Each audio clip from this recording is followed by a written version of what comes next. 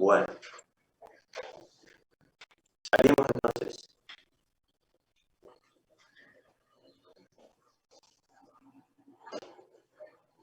Empezamos, bueno, la clase esta, la que vamos a tener hoy, es la primera parte del repaso de matemática y de la introducción de conceptos matemáticos que necesitamos para el curso. Hay uno más que vamos a definir cuando la vemos porque no va a ser posible verlo.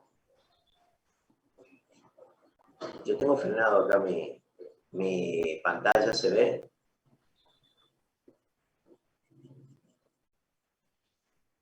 Sí, se ve el dibujo en el arco. Sí, está bien. Entonces sí, porque me había parado el programa. Bueno, arrancamos. Ahora estamos. Ahí va, ahí va. Vamos a repasar entonces la manera de ver los vectores o de definir los vectores, que sí va a ser muy importante para lo que nosotros necesitamos dentro del curso, ¿no es cierto? Acá yo tomé el caso de un vector en el plano, que verán que es un plano medio raro, porque un plano que es y, acá debería decir xy, ¿no es cierto?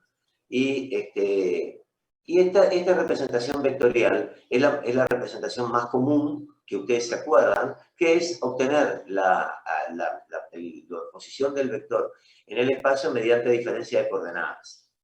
O sea, se restan las coordenadas de un punto con respecto a las coordenadas del otro punto. Esa es la manera clásica, recontra clásica y recontra conocida por ustedes para formar un vector. Pero fíjense esta manera, este es el vector, ¿no es cierto? El vector lo sacan ustedes como el punto x2 menos x1 y el y2 menos y1. Ahí sacan las dos coordenadas del vector. Este es un vector en el plano, por eso tiene dos solamente. Podría tener más, podríamos estar en el espacio. Yo voy a hacer en el plano ahora. Bien. Esta forma de representar el vector no termina de ser, como les decía, práctica para nosotros. Nosotros necesitamos la representación paramétrica de vectores. La representación paramétrica de vectores, a decir verdad, ustedes la vieron, no es algo novedoso. Lo que pasa es que sí, probablemente estén un poco olvidados, no la vieron de la manera en que yo se la voy a presentar ahora. De nuevo tenemos los dos puntos en los que empieza y termina el vector. Y vamos a definir una función que le vamos a llamar P de lambda. ¿Qué es esa función? Es lo que yo les decía en la clase pasada, lo que es una función vectorial. Porque, en verdad, es una función que tiene dos componentes, por lo tanto es un vector, pero no es un vector fijo, como el que vimos nosotros recién, que tenía componentes, diferencia de componentes arriba y diferencia de componentes abajo. Esto cada uno tiene una función. Este es el típico ejemplo de campo vectorial. Este es un campo vectorial muy sencillo, donde cada componente del vector va cambiando según donde yo me ubique en el plano XY. Pero eso no es lo más interesante todavía de esto. Lo más interesante es analizar qué pasa con el parámetro, o cómo podemos utilizar nosotros ese parámetro que yo llamo lambda. Ese parámetro varía, acá le puse una escala, va a variar de lambda igual a 0 a lambda igual a 1.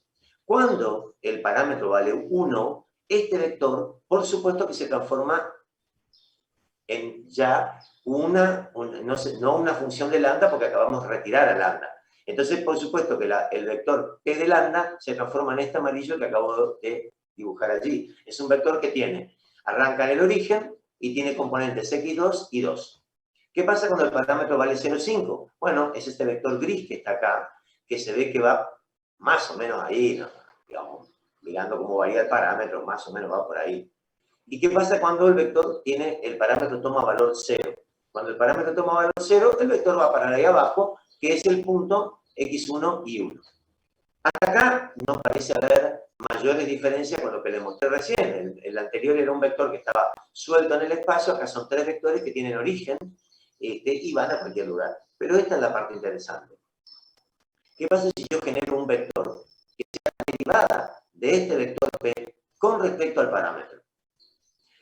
Ahí la cosa es donde se pone interesante, porque la derivada de P con respecto al parámetro es exactamente esto que tenemos acá. Graficando, es este vector que está ahí. O sea, es el mismo vector que hicimos recién, el que tuvimos en la diapositiva anterior, pero ahora no lo obtuvimos simplemente por diferencia de coordenadas, sino lo tuvimos como derivada de otro vector. Entonces, como primer recuerdo, Si yo tengo una función vectorial dependiente de un parámetro y cuando derivo esa función vectorial con respecto al parámetro, obtengo, ¿qué cosa? Otro vector que miren cómo es.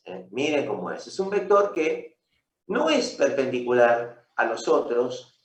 Puede serlo. Vamos a ver que hay casos en que es perpendicular y hay casos que no es perpendicular.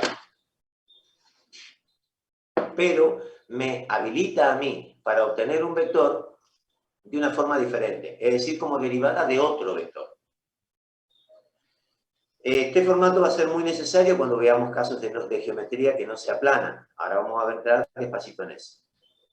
Bien, entonces en general la parametrización es una herramienta muy útil según lo que nosotros queramos hacer. Acá estamos por hacer una cosa un poco más general que lo que vimos recién. Lo que vimos recién era una cosa muy sencilla, donde la curva no era tal, sino que la curva era una recta, y entonces el vector era un vector, el propio vector se posicionaba en el lugar de la curva. Fíjense, 2 minutos y comparen los dos diagramas que estoy dibujando acá. El de abajo es el que vimos recién, y este es el nuevo diagrama, más generalizado. Fíjense, este vector P es el mismo vector que está acá, es el rojo, por decir así, ¿no es cierto? El rojito. Y el que está acá, corrido, el último, el P más delta P, podría ser el amarillo. Alguien me podría decir, ¿y por qué no el gris? Podría ser el gris, no hay problema, es otro vector. Y a medida que este vector posición, que lo llamamos vector posición, del mismo modo que al rojo, al gris y al amarillo lo llamamos vector posición, a medida que el vector se va moviendo, va describiendo la curva. Esa es la idea. La curva es descrita por el movimiento del vector. Imagínense ustedes que este vector se puede mover de las maneras más aleatorias posibles y va a ir describiendo una curva en el espacio.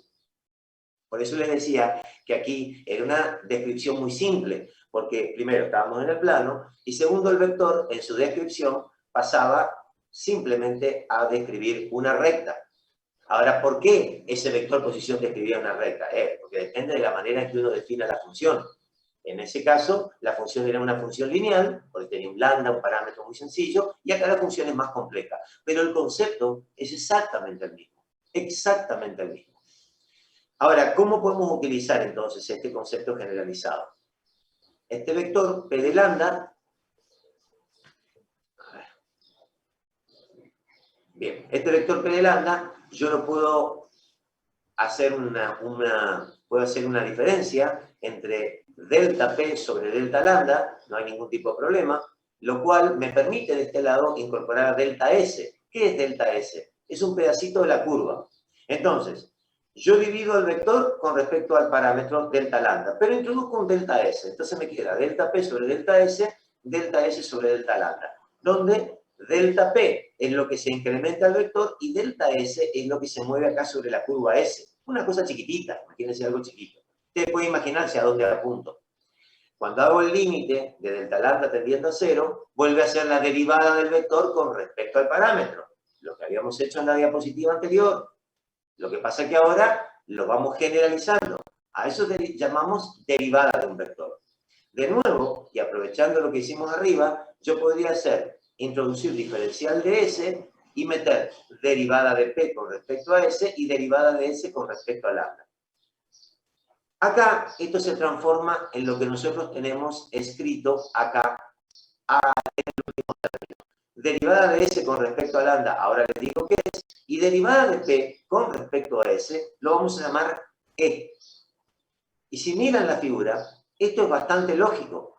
¿Qué es lo que están diciendo ustedes? Están haciendo el vector delta P, que está acá arriba, ¿no es cierto? Lo voy achicando, lo voy achicando, lo voy achicando, a tanto que sea diferencial de P, y lo divido por diferencial de S, ¿no es cierto? ¿Eso a qué se va a transformar? ¿Qué es lo que va a generar eso? Un vector muy chiquitito dividido, el tramo de curva muy chiquitito. Genera un vector unitario, genera un versor. ¿Que cómo va a ser ese versor? Claramente va a ser tangente a la curva por el punto P.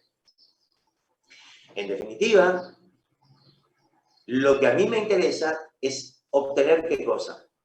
Vamos a la siguiente. Es esto.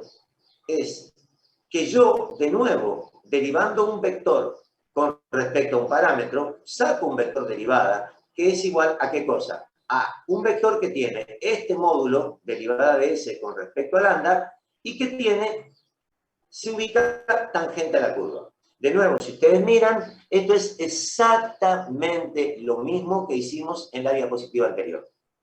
Lo mismo, solamente que acá me tomo el trabajo de decir que el vector derivada está tangente a la curva cuando antes no había tal curva, ¿no es cierto? Antes había directamente esta posición. La curva coincidía con el vector. Eso es lo que pasa cuando la función es muy simple. La curva y el vector coinciden. Y acá no lo normalicé. O sea, acá no lo hice normal. No obtuve el vector unitario. Acá lo que hago es porque me conviene llevar también al vector unitario. Como resumen, si yo derivo un vector con respecto a un parámetro, primeramente, el vector paramétrico, ¿qué es lo que uno tiene que retener en este tipo de cosas? El vector paramétrico me va describiendo la curva. A medida que se mueve el parámetro, se mueve el vector y ese vector va describiendo la curva que está arriba. O sea, ¿cómo hace el vector para pasar de P a P más delta P? Mueve el parámetro. O sea, cambia el parámetro. Bueno, si eso está claro, a medida que el vector mueve su parámetro, va describiendo la curva, también es claro que la derivada del vector con respecto a ese parámetro saca un vector que es tangente a la curva. ¿Qué curva? La curva que describe el vector posición que estamos derivando. O sea, claramente, siempre que ustedes deriven un vector con respecto, un vector paramétrico, ustedes lo derivan, obtienen un nuevo vector que es tangente a la curva que ese vector viene describiendo en el espacio, tal cual lo indica acá. ¿No es cierto? Tenemos, este es el vector unitario y este es el módulo que tiene ese vector. Derivada, ¿no es cierto? El vector derivada tiene este módulo. Lo único que habría que hacer para sacar el verdadero módulo es ver cómo está la función S con respecto al parámetro y lo deriva. Fíjense que es algo interesante, que no se tiene que marear. Yo acá derivo al vector con respecto al parámetro, ¿sí? Miren bien lo que hace mi flechita. Estoy derivando el vector con respecto al parámetro y obtengo ese vector que le estoy describiendo. ¿Yo qué estoy obteniendo acá? ¿Qué es esto que estoy haciendo acá? Estoy derivando la curva con respecto al parámetro. La curva no es una función vectorial, es una función lineal. Entonces, por eso me da un módulo, por eso me da un número. No es una función vectorial, es una función simple. La S es, ¿qué forma tendrá? No sé, cualquiera. Puede tener la forma que se nos ocurra. No importa cuál sea, porque la forma de S va a venir dada por cómo va variando P. Pero la cosa es que ahí tenemos dos tipos de derivada puesta una arriba de la otra. Esta ustedes la conocen de toda la vida. La derivada de una curva con respecto a una función cualquiera da una cosa, un número que puede variar, pero no es una función vectorial. Esto es una función vectorial. La derivada del vector con respecto al parámetro. Bien. Dicho esto, entonces, vemos otros tipos de curvas paramétricas que ustedes ya vieron, por ejemplo, la curva, el círculo. El círculo típicamente ustedes lo pueden escribir con esta función, x al cuadrado más y al cuadrado, o lo pueden escribir de esta manera. Esto es una función, en este caso, una función paramétrica, ¿no es cierto? Cuando hablamos, por ejemplo, del cilindro, ¿se acuerdan ustedes del tema de las funciones paramétricas, ¿no es cierto? Cuando hablamos del cilindro, el cilindro tenía esta función, era r igual a x cuadrado más y cuadrado, tenía una función z igual a z, y ahí teníamos la forma paramétrica del cilindro, donde ahí, mientras que acá en la circunferencia tenemos un solo parámetro, acá para el cilindro tenemos dos parámetros. Tenemos la R y θ. Bueno, si ustedes en vez de escribir un cilindro quisieran describir una esfera, tienen tres parámetros. ¿Se acuerdan que las funciones, de acuerdo al tipo de función, va a haber el número de parámetros, ¿cierto? En general, siempre la descripción paramétrica de curvas, vectores, etcétera, tiene un objetivo, que es para realizar integrales, derivadas. Ustedes no se acuerdan mucho, pero cuando las funciones se parametrizaban, ocurría que ustedes podían pasar a obtener aquellas famosas integrales triples. ¿Se acuerdan que había como unas integrales triples? Ustedes podían hacer dos tipos de integrales. Integrales que fueran de volumen, como las que usamos en la materia, o esas integrales triples que ponían ustedes, que en realidad también son integrales de volumen. Pero lo que pasa es que necesitan parámetros. digamos, yo no me voy a meter tan fino en eso, porque digamos que ustedes, creo que esa parte se acuerdan de la función, y de todas formas tampoco es tan clave, lo vamos a ir recordando cada vez que lo necesitemos. No es así clave como entender, por ejemplo, lo que para mí no les queda demasiado claro a ustedes, que son derivadas de vectores. Esta es la derivada que ustedes conocen de siempre. Esta es la derivada que le explicó la profesora de análisis matemático. Es una derivada común y corriente, en este caso de una función en el plano. Ahora vimos recién la derivada de vectores. Repito de nuevo, estoy repitiendo lo que vimos recién. Solamente que vuelvo a cambiar un poquitito la nomenclatura. ¿Para qué voy cambiando la nomenclatura? Porque me quiero parecer a la nomenclatura de la materia. Esto es lo mismo que vimos recién. Un vector que estaba acá, que se va moviendo por un parámetro. Acá el parámetro es esta función, esta letra que está acá, ¿no es cierto? Ese es el parámetro, lo que antes había llamado yo, bueno, no me acuerdo cómo lo llamé, pero recién lo llamamos T, antes lo llamé, lo que sea, no importa, el parámetro. Lambda creo que lo llamé. Bueno, acá tiene otra letra, no importa.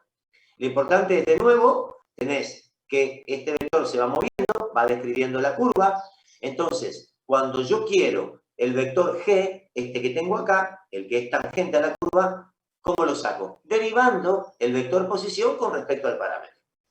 Todo lo mismo. Igual, yo derivo el vector posición con respecto al parámetro y saco ese vector tangente, tal cual vimos recién. Ese vector tangente lo llamamos G. Este nombre va a ser el nombre que vamos a usar en la materia. Por eso lo voy metiendo así. ¿Qué estoy haciendo acá arriba? Derivo R con respecto al parámetro. Lo que me gusta poner en este lugar es de qué depende realmente R. Ustedes piensen que R es una función del espacio, por supuesto, porque yo, a medida que voy cambiando el punto que está acá, así como hice en la primera diapositiva, si en vez de este punto tomo este punto, tengo otro R. Si tomo este punto, como tienen acá, tienen otro R. O sea, a medida que yo voy cambiando el espacio, va cambiando R. Pero a su vez, el espacio lo tengo parametrizado, porque yo me gusta cambiar con el parámetro, así como vimos recién con la circunferencia. Entonces yo puedo descomponer esto en qué cosa. En la derivada de x con respecto al parámetro y la derivada de r con respecto a x. Lo derivo simplemente con la regla de la cadena. ¿Se acuerdan cuando había función de función? Ustedes podían derivar una con respecto a una función y derivar ese otro con respecto a la otra función. Entonces, en vez de derivar r con respecto a sí, derivo r con respecto a x, pero ¿qué me obliga? A derivar a x con respecto a sí, porque es función de función. R finalmente termina siendo una función del parámetro. Bueno, en coordenadas cartesianas, derivada de r con respecto a x da e. ¿Por qué da e? ¿Se acuerdan de cómo se escriben los vectores en coordenadas cartesianas? Se escriben como x por e. O sea que si yo derivo a r con respecto a x, saco e. Fíjense que esto es lo que hice exactamente en la diapositiva anterior. En la diapositiva anterior, vuelvo para atrás. Ustedes esto sí lo ven muy fácil, pues se acuerdan de las coordenadas cartesianas, ¿no es cierto? Se acuerdan fácilmente de esto. O sea, ven rápidamente que si yo derivo un vector con respecto a x, obtengo otro vector. O sea, ¿por qué? Porque veo la función. Pero en general esto no escapa en las generales de la ley. Derivar derivar el vector con respecto a x sale e, pero derivar el vector con respecto al parámetro sale g. O sea, fíjense que hay una sutil diferencia. No es lo mismo. Ambas veces, si ustedes derivan el vector r con respecto a algo, sale otro vector. Pero mientras que en un caso sale el vector e, ahora sale antes el vector g. Esto lo vimos bien en la diapositiva anterior. Retrocedo un poquitito para que ustedes lo vean. Acá lo tratamos con bastante más detalle. Ven, derivamos al vector con respecto al parámetro y sacamos P'. Yo acá lo que hice es, el S ocupa el lugar del X de recién. El S es lo mismo que X. Yo puedo usar S o puedo usar X, las coordenadas. Por eso es que cuando derivo al vector con respecto a S, que era lo mismo que derivar con respecto a X, sale E. Y el E está acá, ¿no es cierto? Y cuando lo derivo con respecto al lambda, me sale P', que es un vector más grande que este. Porque ustedes se dan cuenta que simplemente es un vector más grande. Bueno, volvamos a donde estábamos. Volvamos a donde estamos. Bueno, entonces, llegamos hasta acá, donde decimos que el vector G es este, el vector...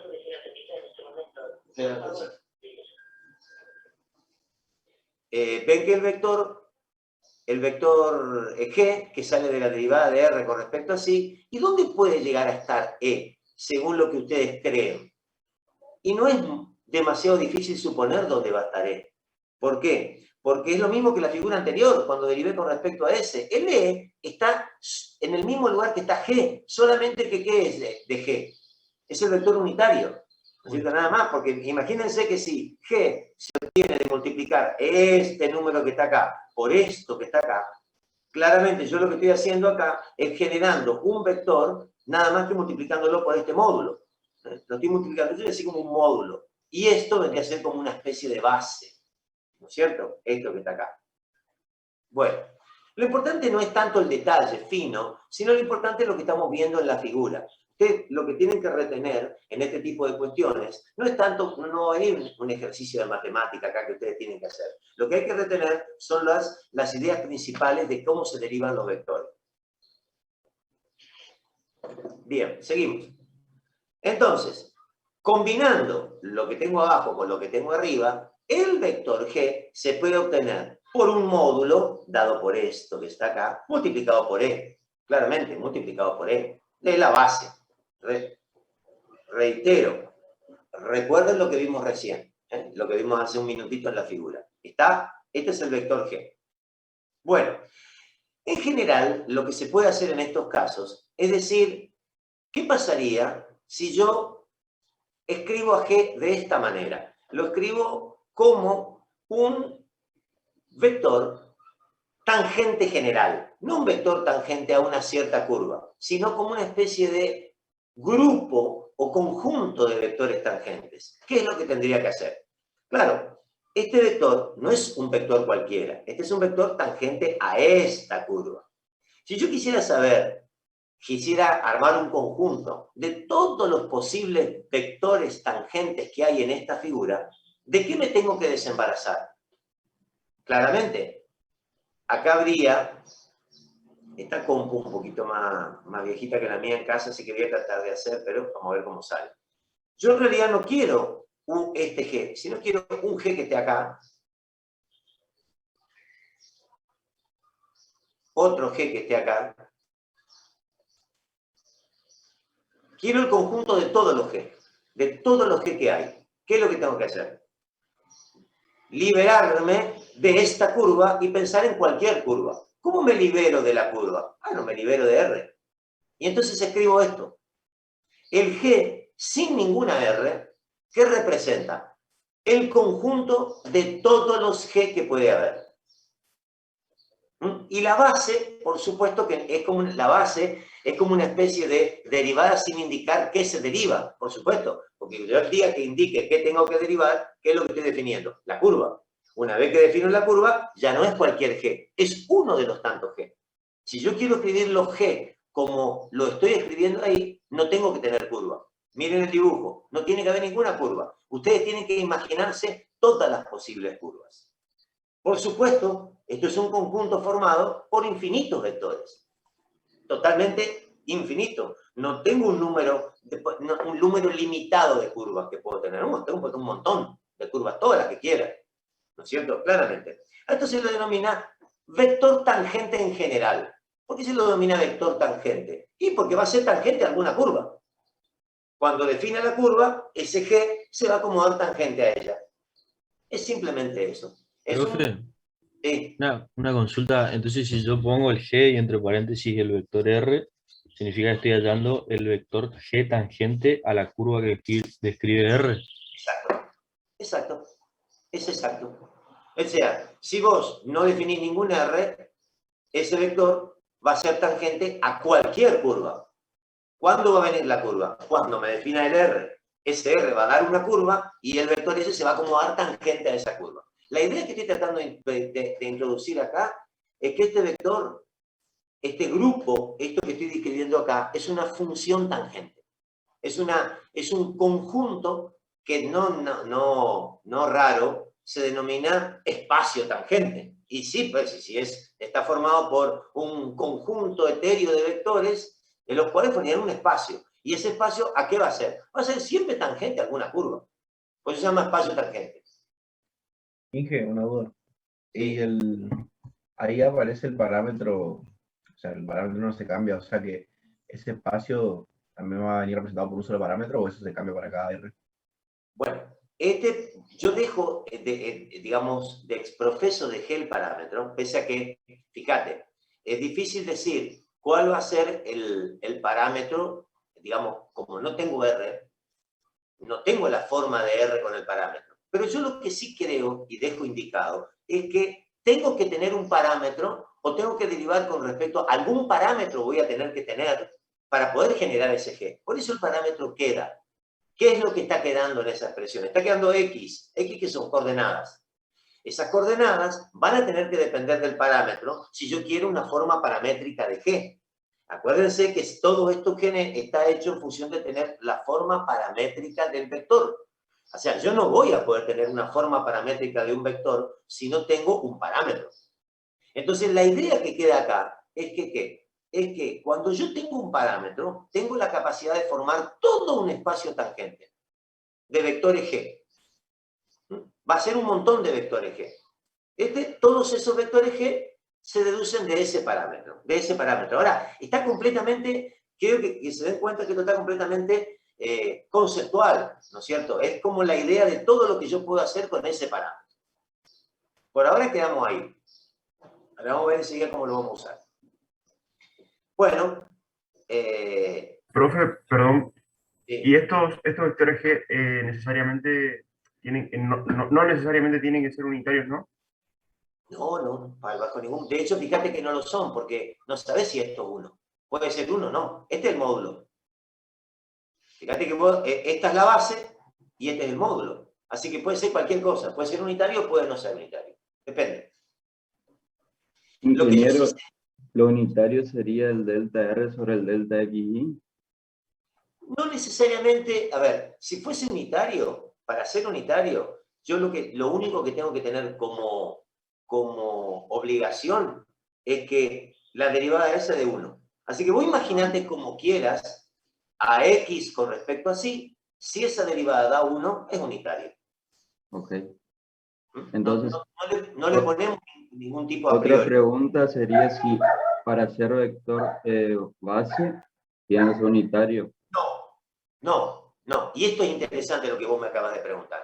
Porque ahí a mí me gusta que me pregunten porque son ustedes los que tienen que derribar el concepto.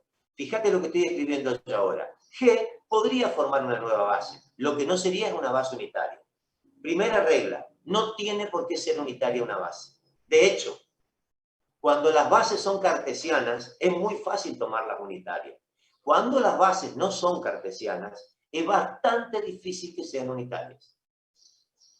De hecho, generalmente no lo son.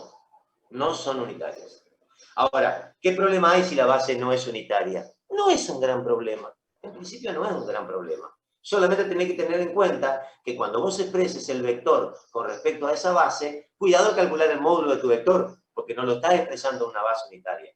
Entonces, cuidado, porque al cambiar la base, pareciera que el vector cambia, y a lo mejor el vector es el mismo, pero cambia el módulo de la base.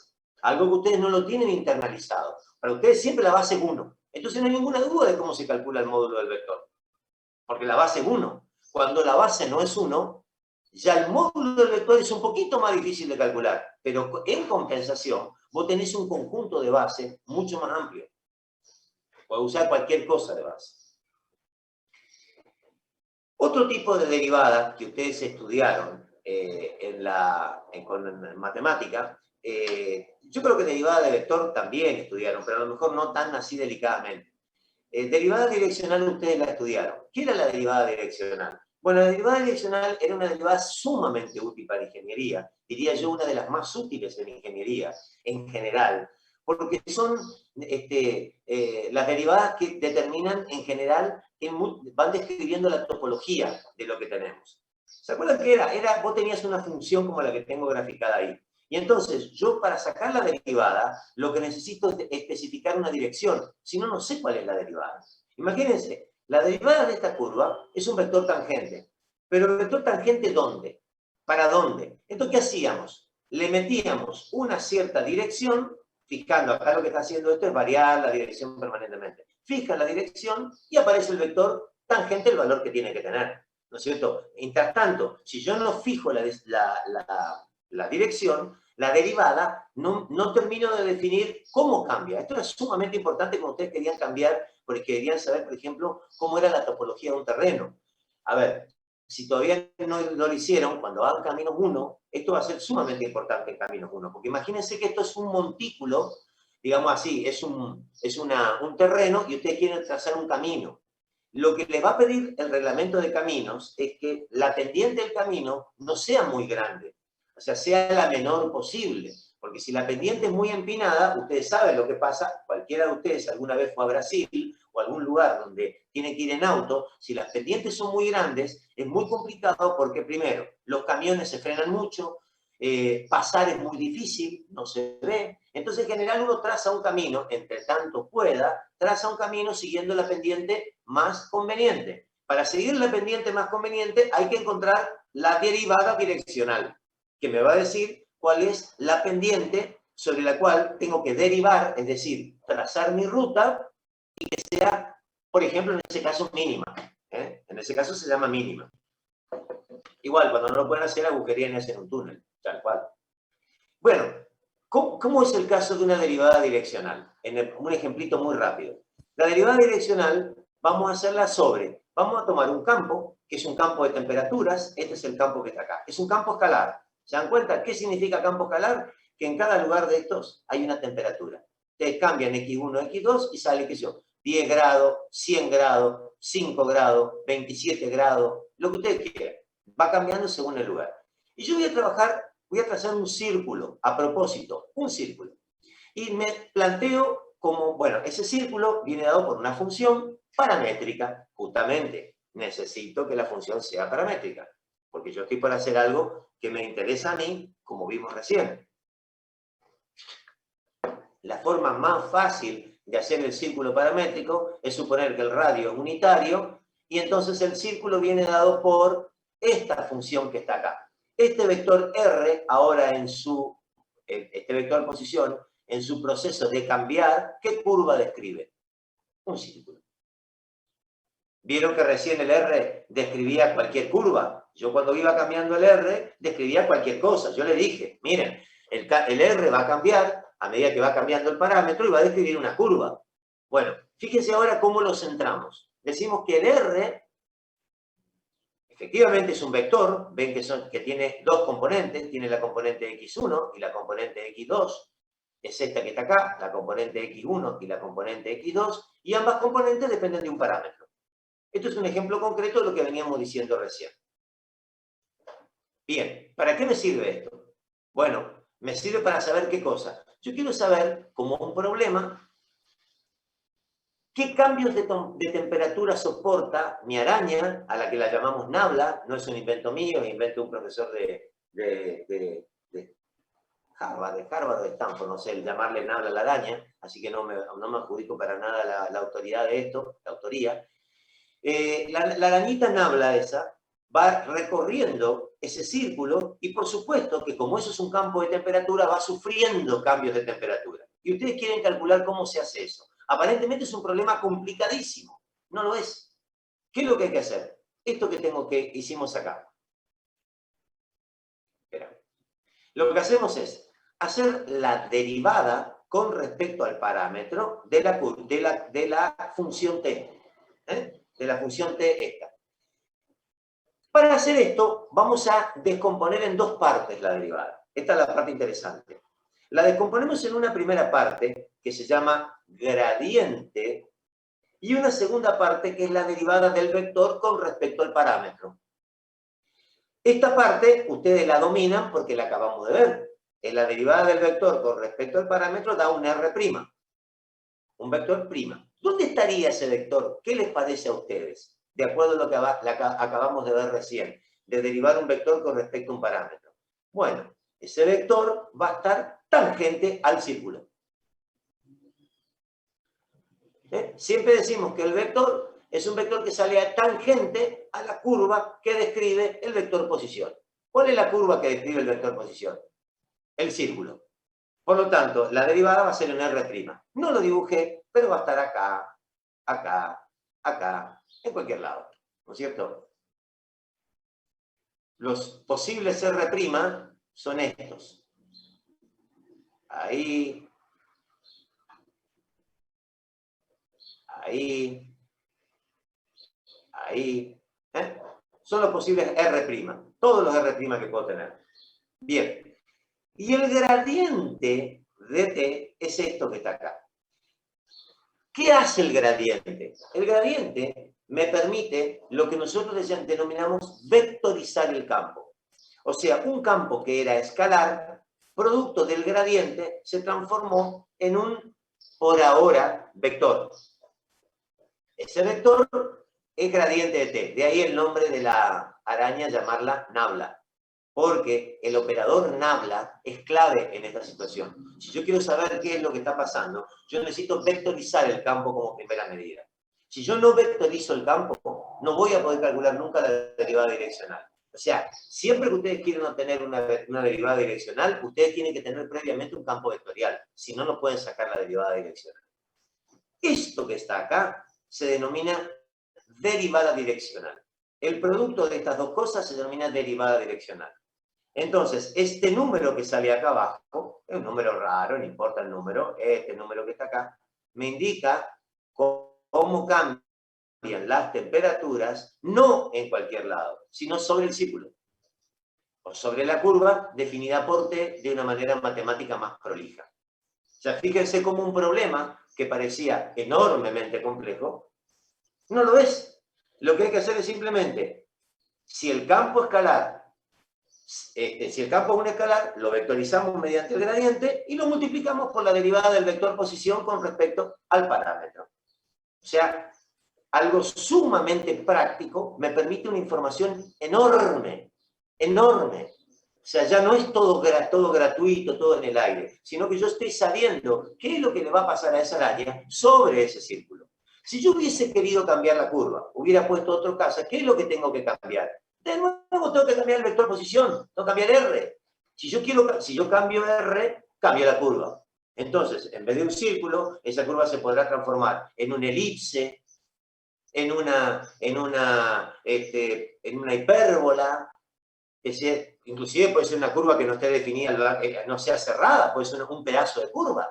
Lo que va cambiando es R. Yo saco R. Por eso yo lo que siempre les digo es, si yo quiero saber cuál es la curva, tengo que tener parametrizado el vector posición. Y tengo que tener un parámetro. Ese parámetro es t.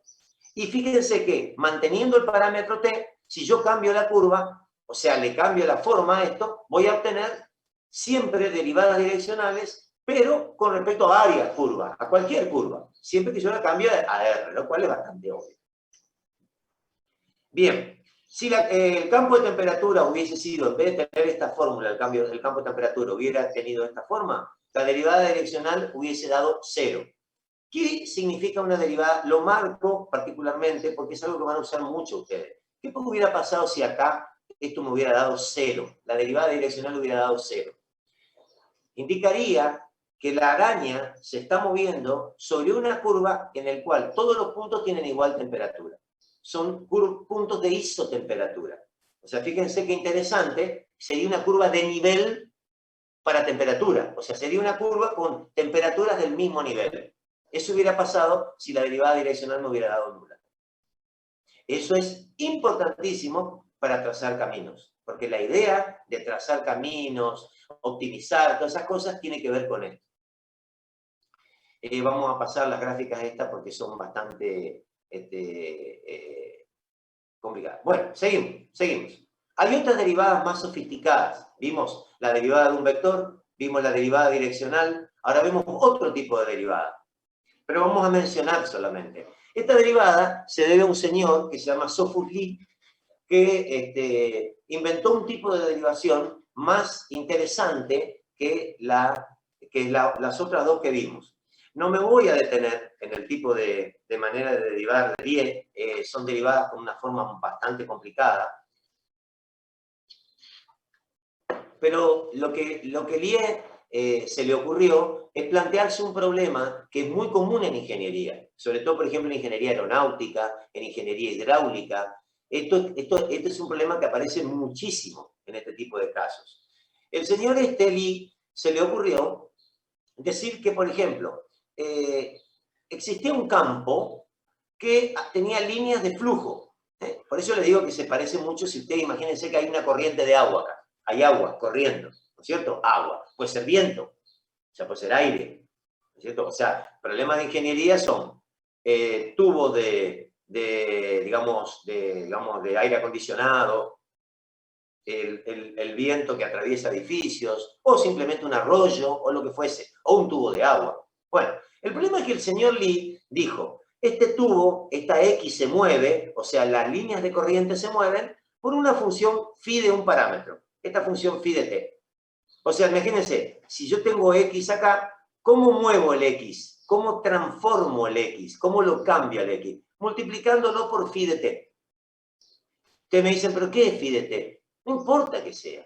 Es una función que depende de un parámetro que va tomando distintos valores y va haciendo ¿qué cosa? Que el X, que acá valía X chiquitita, ¿cuánto vale acá? El X chiquitita multiplicado por algo. No importa qué. No se preocupen ustedes por qué. Ese phi de t puede ser 2t cuadrado, puede ser t solamente, puede ser 5 seno de t, lo que a usted se le cante. Es una función de t. Cuando vos le das el valor a t, esta x se fue de acá a acá. Bueno, tenemos una función y que depende de x, que está escrita acá. Esta y puede ser cualquier cosa, es función de x. Claramente, esta y, si yo la multiplico por phi de t, se viene a parar acá, ¿no es cierto? Así como se mueve x, se va a mover el y, se va a venir acá, ¿no es cierto? Yo multiplico phi de t por y. Es decir, Lee observa que cuando la corriente se produce, ese phi de t podría ser, ¿sabes qué? Porque ustedes se pueden imaginar que es ese phi de t. Es la función viento, la función corriente. O sea, por ejemplo, podría ser la potencia de una bomba de agua que me va tirando agua. Entonces, bien, la potencia viene dada por ese phi de t. Esa bomba va tirando agua. Entonces, Lee lo que observa es que claramente la X se mueve y también se mueve la Y de X. Entonces, él se le ocurrió decir, si yo tengo mi Y de X y le aplico el phi de t de X, esto viene a parar así, se transforma en esta línea, ¿ven? El Y de phi, o sea, el Y acá es el Y de X, pero acá ¿qué Y es? El Y de otro X. Entonces es el Y de otro X. Es lo que grafico acá, es esta grande que está acá. Yo grafico en rojo sobre la última curva, lo mismo que está graficado acá sobre la curva de abajo. Este Y estaba acá y resulta ser que como cambió X, acá cambió X, ¿cuánto cambió X? Phi de t, entonces se transformó en Y de phi de t de X. Entonces, si usted hace la derivada direccional, ¿qué le va a salir? ¿Cuánto cambia este vector con respecto a este vector? Eso da la derivada direccional, es lo que acabamos de ver. ¿Cuánto cambia el vector sobre la corriente? Pero Lie se le ocurrió decir, ¿y si yo en vez de comparar con respecto a la que tenía acá, la quiero comparar con esta Y que fue empujada también? Esa es la derivada de Lie. Eso es todo lo que les quiero contar, nada más. Lie, en vez de compararlo con el vector original, compara con el vector original pero empujado por la corriente. Es decir, Lie se imagina que el Y también fue empujado por la corriente. Parecería ser una cosa menor, digamos. Bueno, el tipo se le ocurre, en vez de comparar contra este vector, compara contra ese. Parece una pavada. Usted no tiene idea de la implicancia que tiene este cambio que hizo Lie. Porque releva no solamente cómo cambia la función con respecto a la topología, sino cómo cambia la topología, que es muy importante. Relieva todo. Hace un control de todo el tipo de cambios. No importa cómo es porque la fórmula es bastante complicada, pero es otra manera de derivar. Otra manera de derivar es la derivada convectiva, y esta sí vamos a ocupar nosotros. Y tiene algo que ver con la derivada de Lie. Yo voy a tratar también de explicarlo fácil, sin problema. Para eso, durante la materia vamos a ver la forma matemática de esta función. Para eso yo voy a mirar este triangulito y voy a mirar lo que hace el vector a medida que recorre el triangulito. Claramente, ese vector se está desplazando paralelo a sí mismo sobre un triángulo plano. Bien, hasta acá no hay ningún secreto, no veo que haya nada para comentar. Claramente el vector se va desplazando paralelo a sí mismo, empieza en la punta del triángulo y termina en la punta del triángulo. ¿Cómo arranca el vector en la punta? Ustedes pueden arrancar de acá, decir que este es el origen, o que el origen es este, o que el origen es este, no interesa, no importa. Es un círculo, o sea, va haciendo un desplazamiento cerrado, así que cualquiera puede ser el origen. Vamos a suponer que el origen es este que está acá. Arranca paradito, da toda la vuelta al triángulo y termina paradito. O sea que arranca y termina perfectamente igual. Si yo inventara un tipo de derivada que me refleje lo que va pasando con ese vector a medida que se desplaza sobre el triángulo, lo que yo debería obtener, una vez que empecé arriba e hice la derivada hasta el mismo punto, ¿qué tendría que obtener? 0, porque el vector arrancó con un módulo y una dirección y terminó, después de hacer todo el recorrido, con el mismo módulo y la misma dirección. Por lo tanto, se supone que si yo invento un tipo de derivada para esto, que alguno me podría decir, ¿puede ser la direccional? Podría ser. Algo parecido a la direccional. Después vamos a ver que no es igual. Es más parecida a la de Lie que a la direccional, pero ustedes pueden imaginarse. Tiene que dar 0 la derivada, porque el vector no cambió a lo largo del recorrido. Pero miren qué pasa cuando yo, en vez de poner un triángulo, pongo una esfera. Me encuentro con un problema bastante complicado. Arranquen con el extremo, el polo de la esfera. Imagínense que empiezo a desplazar el vector paralelo a sí mismo. Fíjense lo que pasa cuando el vector termina el recorrido. Arranca el recorrido, ahí arranca. Paralelo, paralelo, paralelo, paralelo, paralelo, y llega arriba y está en una posición distinta a la que arrancó. ¿Se dan cuenta que no está en la misma posición que como arrancó? Está dando una vuelta ahí arriba, está haciendo un giro de 90 grados. ¿Cómo puede pasar eso? O sea, ¿qué es lo que está pasando ahí? Si el vector, uno podría decir, el vector es el mismo vector, lo estoy desplazando paralelo a él. Y sin embargo, cuando lleva arriba, eso da derivada.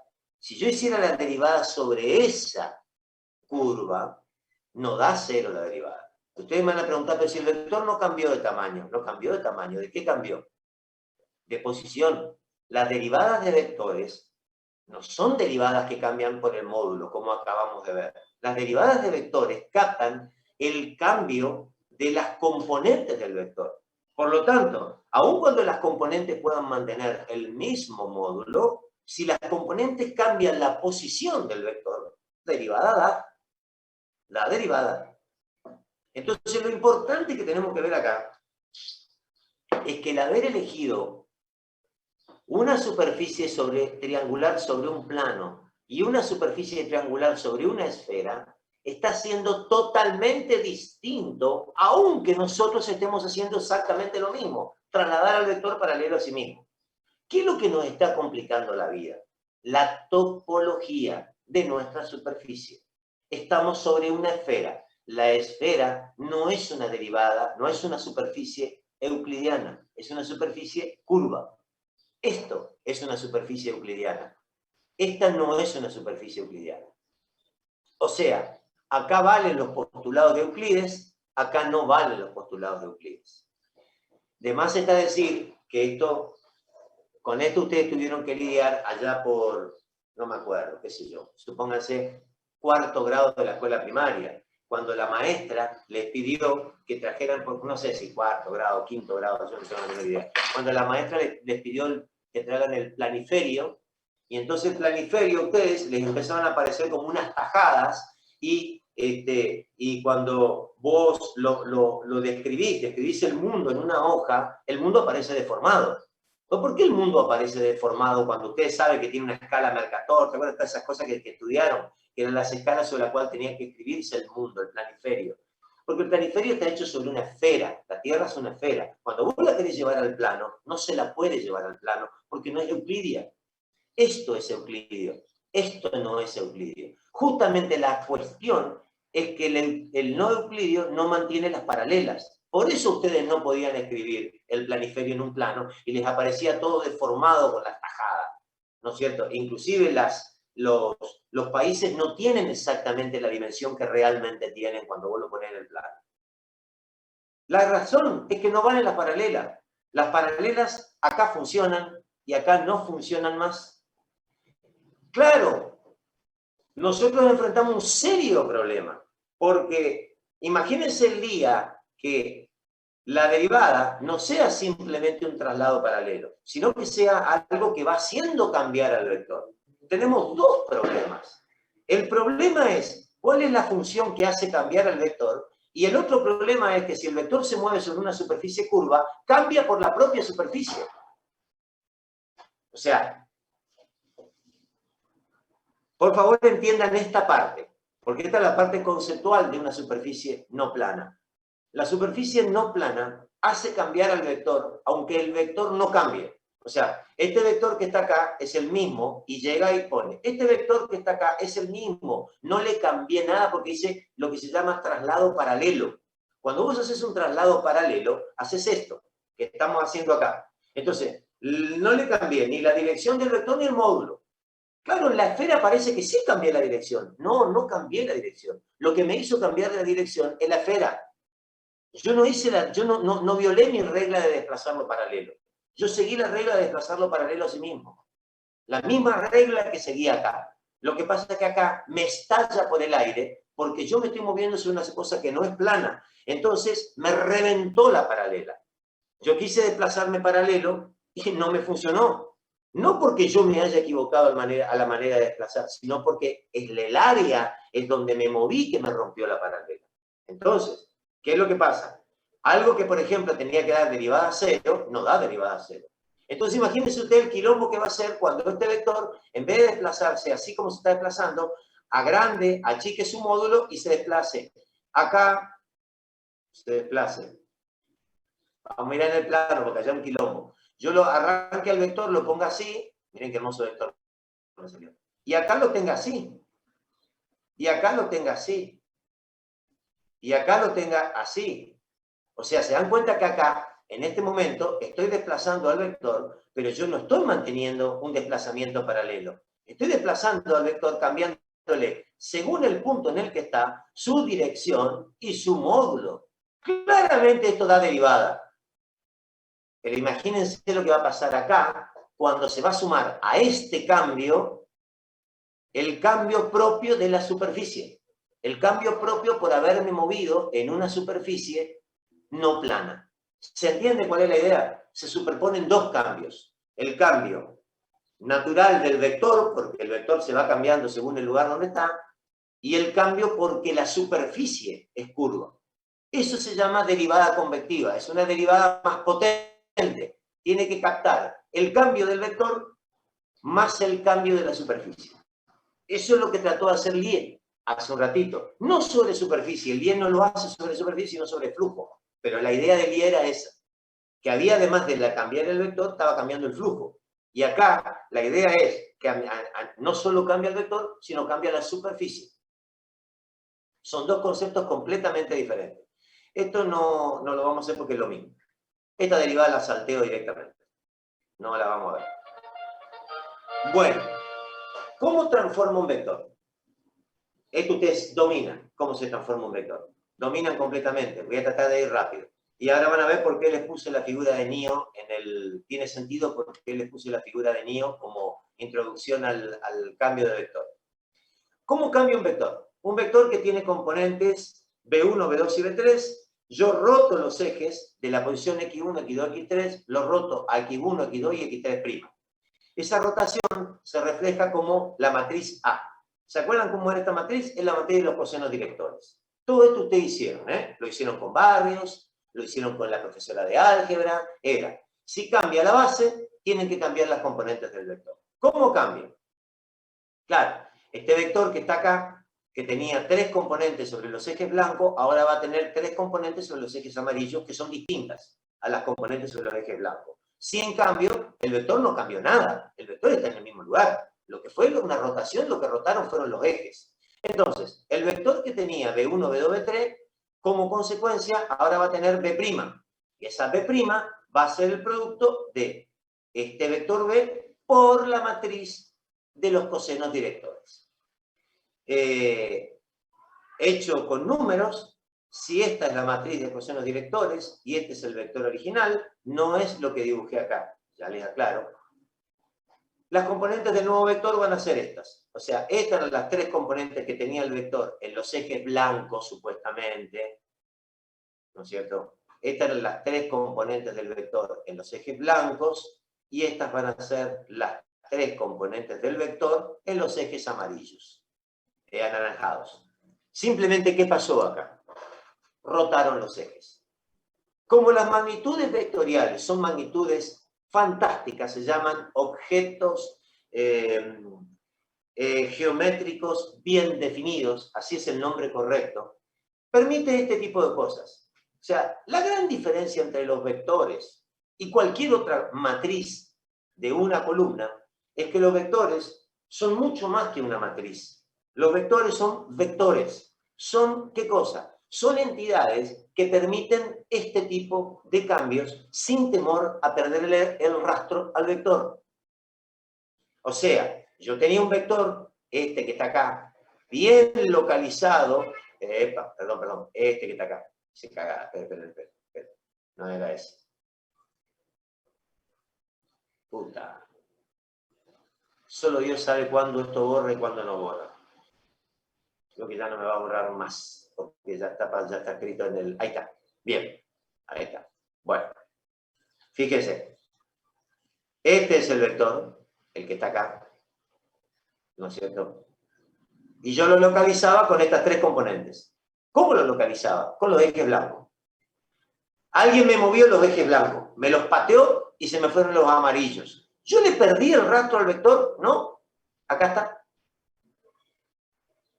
Sobre los ejes más amarillos sigo rastreando el mismo vector. O sea, el vector no ha variado.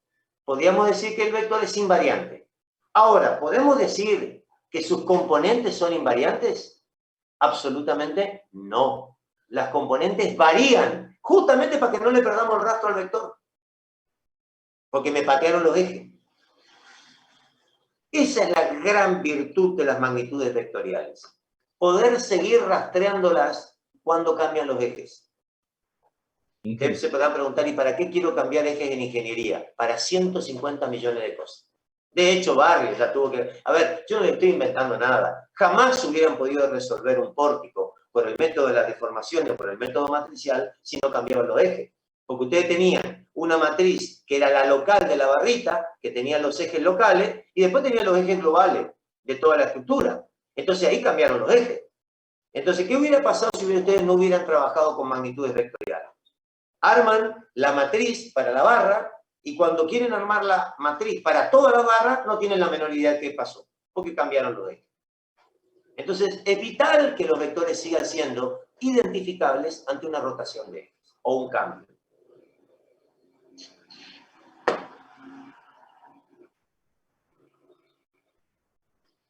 Ahí está. Los vectores son objetos geométricos bien definidos. Entonces, permanecen inalterados ante una rotación de ejes. O sea... Ingeniero, disculpe. ¿Qué Nuevo, sería el eje naranja, ese anterior que no estaba señalizado?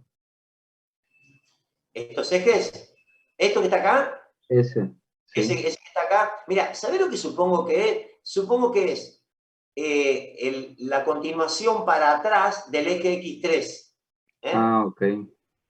Pero no, me parece que es porque viste que sigue más o menos de largo, ¿viste? Es como la continuación para atrás del eje X3. Inge, No importa. No lo mencioné porque no lo uso. Sí. ¿Por qué al vector rotado le pone B'? ¿No debería ser la misma B nomás? Acá. Ahí cuando lo nombra, ¿B'? ¿puede ser el mismo vector? El prima, ¿sabés lo único que significa? Es que, entiendo cuál es tu pregunta, y mirá cómo te la contesto acá. Vamos a seguir. Por ahora me hago el loco y no te lo contesto. Te digo, no sé. Después no me estoy acordando. Sigo adelante. Vos bancame 2 minutos y vas a ver que tu pregunta se responde inmediatamente. Resulta ser que tenemos las componentes de vector en el sistema viejo y en el nuevo. O sea, en el amarillo y en el blanco. Entonces, en el amarillo, el vector viene dado por las componentes A', que es el producto de la matriz de rotación de los cosenos directores por las componentes en el sistema blanco. Lo que acabamos de ver, lo mismo, lo que acabamos de ver. Entonces el compañero me preguntó, ¿por qué le cambiás el nombre al vector?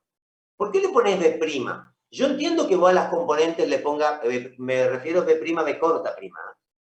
Porque si a las componentes está bien que vos le pongas B', porque claramente esta B no es la misma que esta B' que está acá. Lo vimos recién.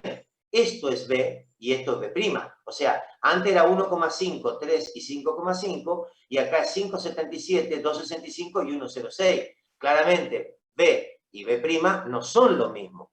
¿Pero por qué le cambié el nombre al vector? Le cambié el nombre al vector simplemente para acompañar las componentes, pero el vector es el mismo. Podría haberlo llamado B. De hecho, acá, ¿qué hago? Le mantengo el nombre. Fíjense que ahora el vector P, que antes lo llamé B, no importa, lo expreso en las componentes originales y en las componentes prima, y no le cambio el nombre. ¿Por qué no le cambio el nombre? Porque es el mismo, en verdad. Es el mismo vector. Lo que pasa es que en general vos acompañás con el prima es para acordarte que ese vector está referido a los ejes prima. Pero lo importante es que no cambió. Por eso, ¿qué es lo que yo puedo hacer acá? Igualar las componentes esta con las componentes esta que están acá. Esta es igual a esta. Esto es el mismo. El vector expresado en las componentes X o expresado en la componente X', es el mismo vector. Lo que cambiaron fueron las componentes del vector, no el vector. Por eso se dice que el vector es invariante, no sus componentes. Por supuesto, no sus componentes porque cambiaron las bases. Entonces acá se ve claramente que le cambié la base X, que eran las bases blancas, a la base X', que era la base anaranjada, pero el vector sigue siendo el mismo. No hay ningún tipo de cambio en el vector, los igualo. Eso me permite decir que las bases, en realidad, están rotando en sentido inverso de lo que rotan las componentes. Lo cual es lógico. ¿Por qué es lógico eso? Claramente, cuando empiezan a rotar las bases, la componente tiene que empezar a compensar la rotación de la base, ¿no les parece? Eso es obvio. Porque si no, ¿qué hubiera pasado? Hubiera pasado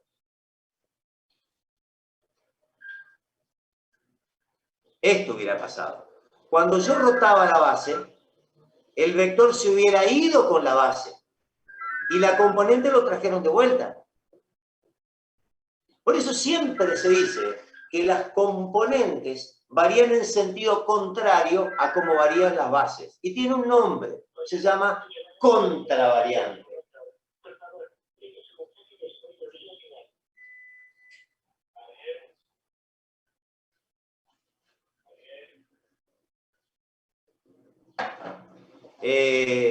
Entonces, el sistema se llama contravariante. Las bases varían en sentido contrario, contravariante a las componentes. ¿De dónde se ve eso? En la manera de rotar. Estas rotan con A y las bases rotan con A a la menos 1. Lo cual es lógico, amigos, si no el vector se iría a la mierda. Se perdería. Entonces, este concepto de variación es lo que a nosotros nos tiene que importar. Los vectores son invariantes, pero las bases y las componentes siempre varían en sentido contrario. Una cosa elemental, una cosa que cuando vos lo mirás decís, y bueno, sí, más vale, pero no te habías puesto a pensar antes en ese pequeño detalle. Bueno, este detalle comienza a ser bastante más complicado cuando las bases son curvilíneas. Yo les prometí recién antes por qué usé anillo. En el ingreso me olvidaba decirles por qué usé anillo acá. ¿Saben por qué uso anillo acá? Porque esta es la manera de mostrar un vector. El vector, ¿cuál sería el vector allí, un ejemplo de vector? Es la bala. La bala es como un vector, ¿no es cierto? Y lo que estamos haciendo nosotros es rotando las bases acá. Lo que están haciendo ustedes es una rotación de bases. Lo que estamos haciendo y presenciando es que, mirándolo de cualquier lado, el vector es el mismo. O sea, la bala, que es el vector, no importa si yo miro a la bala desde la cabeza de Neo o desde los pies de Neo, la bala va siempre para el mismo lado. Entonces, eso significa que el vector es invariante, pese a que yo varíe el sistema de referencia sobre el cual estoy mirando al vector. Esto es exactamente lo que hicimos nosotros, nada más que bastante más espectacular, ¿no es cierto? Es decir, en vez de cambiarlo con los ejes rojos, acá el director lo que va haciendo es haciendo girar el sistema de referencia de los vectores y ustedes miran al vector. ¿Cómo hace el productor, el director, el programador para lograr este cambio y no le cambien la dirección de la bala? Hay un programa que hace que compense las componentes de la bala permanentemente a medida que va mirando el ángulo de rotación de la cámara. En el momento de graficar esto es un gráfico, ¿entendés? Esto es un videojuego, esto es una especie de digitalización como un videojuego. Eso se hace en los videojuegos cuando ustedes van cambiando el ángulo de mirar el videojuego. No, ustedes van cambiando el ángulo y los vectores van cambiando sus componentes a medida que ustedes van cambiando la base. De modo tal que ustedes sigan viendo el vector de la misma manera. O sea, ponga los ejes como ponga, Neo esquiva la bala, no le pega la bala a Neo. Si yo rotara los ejes y una bala le atraviesa un testículo a Neo, estamos en el horno. Hice mal, ¿entendés? No hice lo que tenía que hacer. ¿Qué hice? Cambié el vector. Y el vector es invariante. No puede cambiar la bala que erra, lo mire de donde lo mire. Ese es el concepto de tener el cambio de ejes y el cambio de componentes. Bien. Ahora vamos a ver bases curvilíneas. Es bastante claro por qué elegí esto para bases curvilíneas, ¿no? Esto no va a tener tanto... Profe, le pregunto algo, pero era de lo que pasó antes ya. Cuando mostró la esfera, ¿cambiaba o no cambiaba de módulo? ¿O eso que dijo a lo último era porque se complicaba más? Cuando yo te hacía la esfera, no cambiaba el módulo. Lo que provocaba la esfera era que cambiara la posición. La esfera es una cosa muy complicada, porque fíjate vos, si yo tuviera que hacer lo mismo que te estoy diciendo sobre una esfera, me encuentro con el problema de que no es solo una compensación de componente la que voy a tener que hacer. Me estoy adelantando a lo que va a pasar. Ahora lo vamos, cuando veamos en su momento, ahí yo les voy a explicar qué es lo que hay que hacer. Pero fíjate vos que claramente el tema de la esfera parece que no voy a poder resolver el problema solamente cambiándole las componentes al vector. Porque vos mismo me estás diciendo que te estás dando cuenta que yo no le había cambiado al vector. Y ahí el vector, si yo me movía sobre una esfera, le atravesaba, no sé, un riñón a Neo. Porque me giraba de golpe. El vector se me acuesta de golpe. Entonces tengo un gran problema de girar ejes o de cambiar ejes cuando la superficie sobre la que lo estoy cambiando es la superficie de una esfera. Tengo un gran problema. No puedo hacer eso que estaban haciendo recién. O sea, sí lo puedo hacer, pero no me alcanza con observar el problema de las componentes. Ya van a ver qué hacemos. Ya van a ver qué hacemos. Profe, pero lo que dibujó sobre los triángulos que cambiaba de módulo, ¿eso era para decir nomás que se podía complicar más? Claro, claro. Eso era para mostrar. Por eso ahí me confundí a lo último. Claro, no. Bueno, perdóname, yo no entendí la pregunta. Yo cuando te dibujé todo eso que te dibujé sobre el triángulo es para decirte que peor si cambiara, peor todavía. O sea, nos vamos a encontrar con el doble problema, el problema del cambio del vector y el cambio por la superficie. Claro. Sí, porque yo había escuchado no cambia y después vi que dibujaba como que cambiaba y ahí... Claro. Yo después te puse, a propósito lo cambié, para ver eso. Bueno, a veces la transformación entre los dos sistemas es más sofisticada que la transformación de simplemente rotar coordenadas. A veces no es una rotación de coordenadas, sino que es algo más complicado. No importa cuán complicado sea. Lo que yo necesito es que la coordenada nueva y la coordenada vieja, ustedes me van a preguntar por qué X es la vieja y sí es la nueva. No importa. Ustedes pónganle que cualquiera es la vieja, cualquiera es la nueva. A mí me gusta, y los libros suelen hablar de old, new, suelen hablar de vieja, nueva, porque de alguna manera tenemos que referir a algo que cambió, nada más, pero no importa cuál era vieja, cuál era nueva, no importa cuál era la primera, cuál era la segunda, eso no tiene ninguna importancia. Lo sí que tiene importancia lo que tiene importancia es que tiene que haber una relación entre ambas coordenadas. Esa relación puede venir dada por cualquier función. Para el caso particular, habíamos hablado de vectores tangentes a una, digamos, trayectoria dada. Por ejemplo, partamos de un vector R que está referido a un sistema de ejes cartesiano, un vector R cualquiera, un vector posición R. En lo que vinimos trabajando recién, el R es el que estaba en las primeras figuras. Resulta que, derivando el vector con respecto a un parámetro, podemos obtener lo que dijimos, un vector G. ¿No es cierto? Un vector G. O sea, este vector R lo derivaba con respecto al parámetro y obtengo un G. Fíjense acá que yo no derivo con respecto a un parámetro, sino derivo con respecto a I parámetros. Varios parámetros. Cada parámetro me da un G distinto. Como vimos, yo puedo tener distintos G si tomo distintos vectores de posición y puedo tomar distintos vectores de posición, por ejemplo, tomando distintos parámetros. Vos cambias el parámetro y te cambia el vector de posición. Porque recuerden el círculo. El círculo tiene una forma. Si yo cambio el parámetro, pudiera cambiar allí el parámetro y poner otro valor de parámetro, por ahí sigue siendo círculo. Pero es otra curva. No es la misma curva, es otra curva.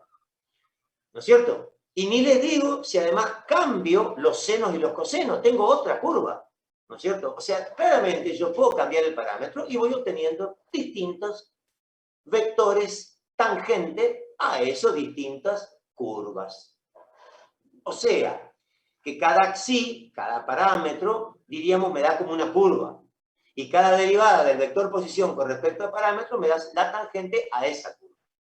Lo que yo puedo hacer es generar, gracias a tres curvas cualquiera, no importa su forma, tres vectores tangentes G y que me sirvan de base. Esos tres vectores ahora me van a servir de base, o sea, me van a servir para referir mi sistema. O sea, no quiero usar más las coordenadas cartesianas. Quiero usar otros tres ejes. Como preguntó por ahí un compañero, esos tres G no forman 90 grados entre sí y no tienen módulo unitario. Ni una cosa, ni otra cosa. Por lo tanto, esas tres curvas que están allí son curvas que me definen un nuevo sistema de coordenadas. Un sistema G1, G2, G3. Se puede demostrar matemáticamente, no lo vamos a hacer, que si estamos en el espacio es factible obtener tres curvas y que esos tres vectores sean linealmente independientes.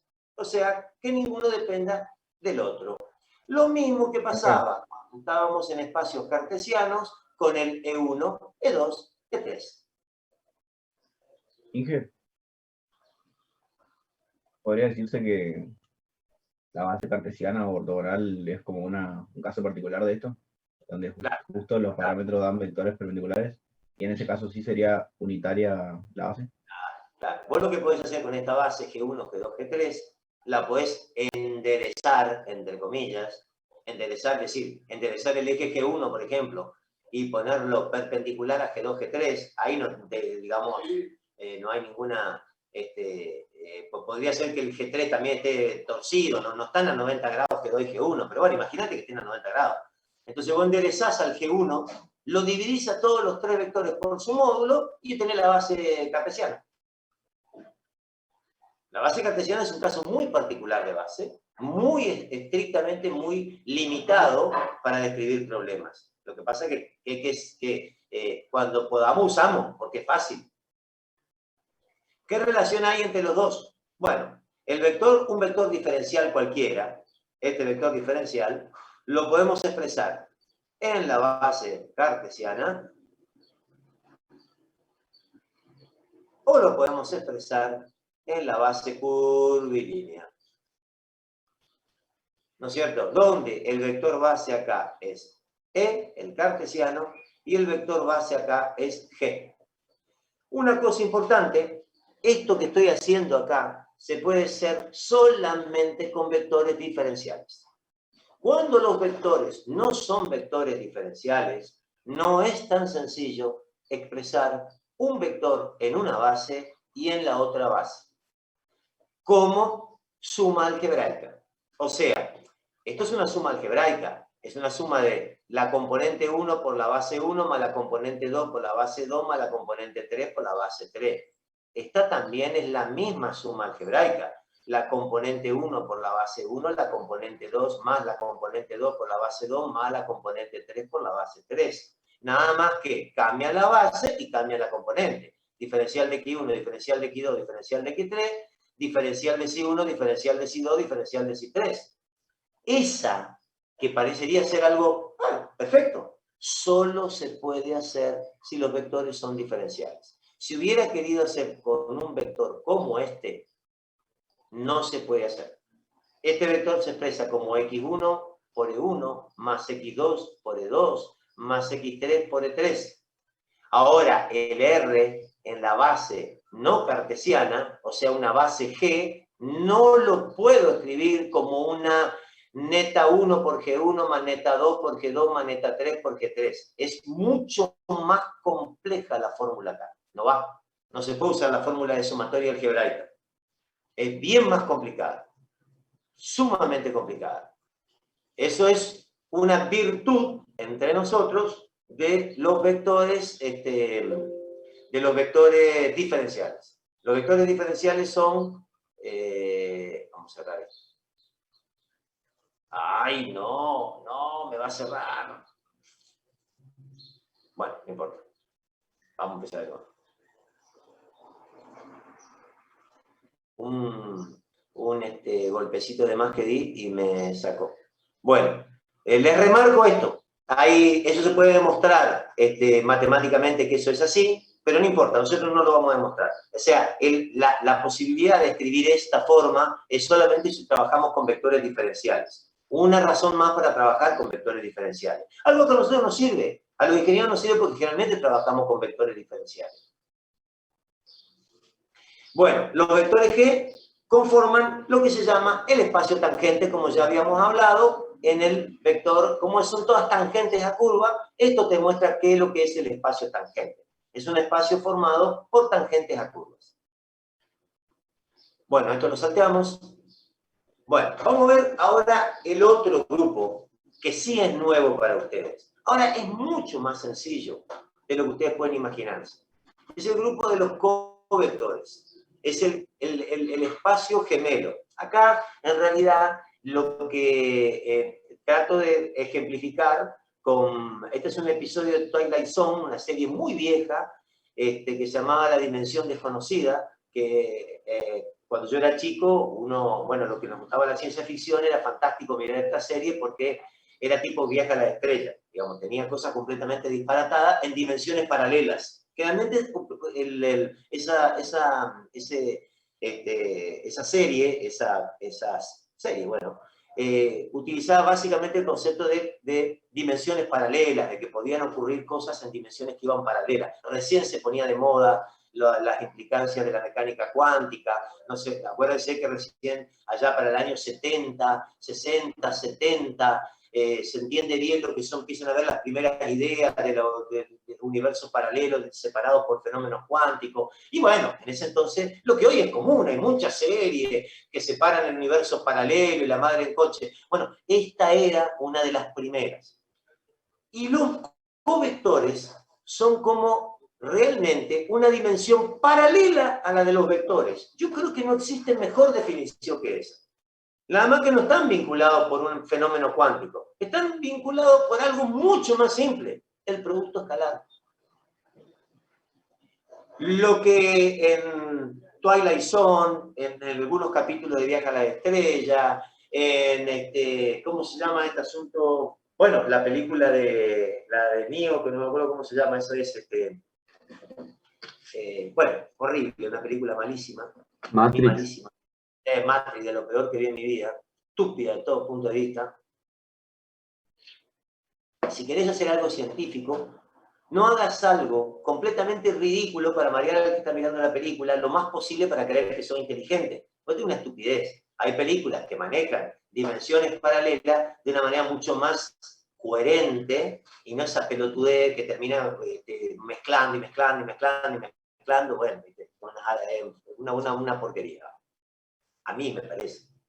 Hay mucha gente que le encanta, por eso es tan famosa la película. Bueno, entonces, ¿cuál es la dimensión paralela de los vectores? La de los covectores. ¿Y cuál es el vínculo que tienen? El producto escalar. O sea, vamos a álgebra de primer año. Esto es lo que yo les contaba durante la clase de matemática. Pues yo les contaba durante la clase, a veces es mejor dar la clase de matemática porque es más fácil contar lo que ya está escrito.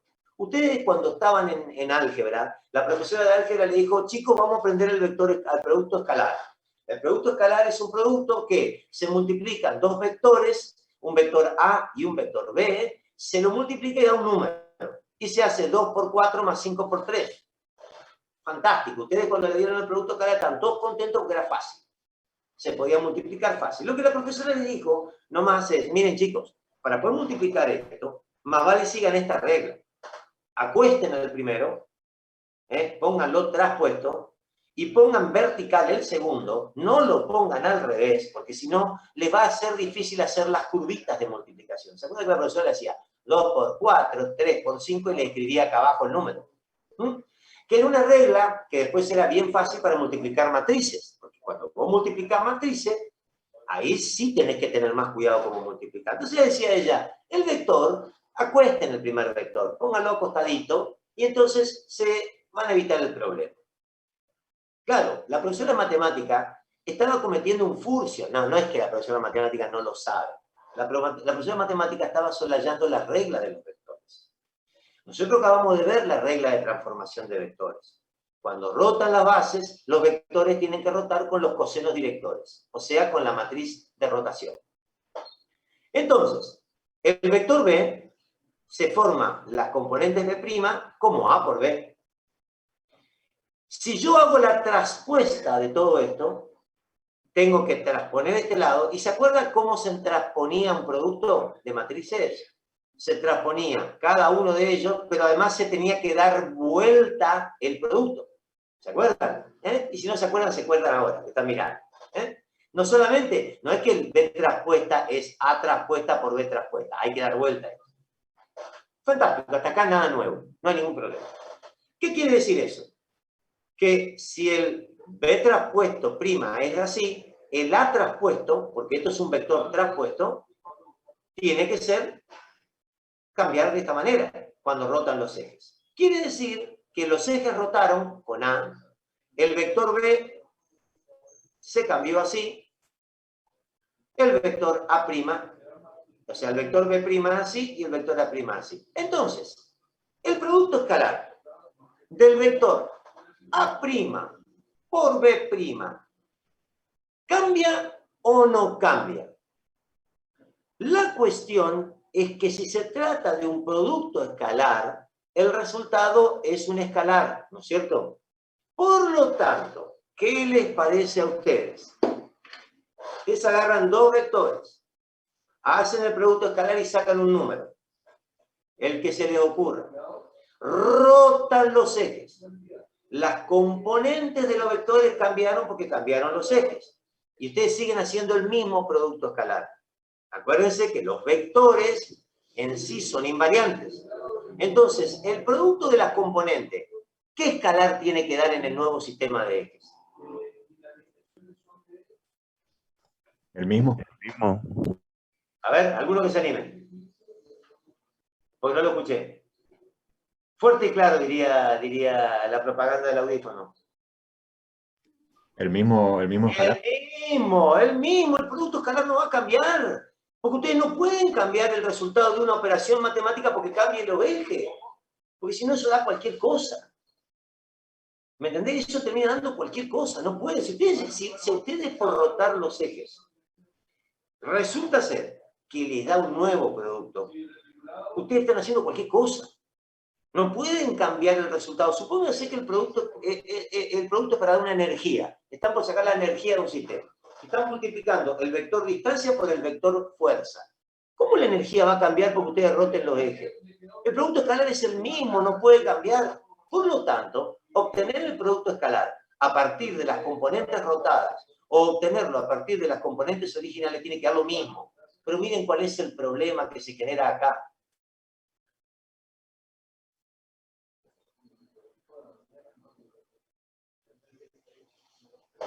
Miren lo que pasó. Este producto escalar, para que dé igual a lo que estaba arriba, el producto de A transpuesta por A tiene que ser 1. Si el producto de A transpuesta por A no es 1, esto no da lo mismo. Ahora, no hay ninguna razón, a priori, no hay ninguna razón para que A transpuesta por A dé 1. Por lo tanto, señores, el vector, uno de estos dos elementos, no es un vector, porque he rotado el sistema de referencia y ha dado una cosa diferente. Por lo tanto, no se trata de un vector. Uno de los dos no es vector.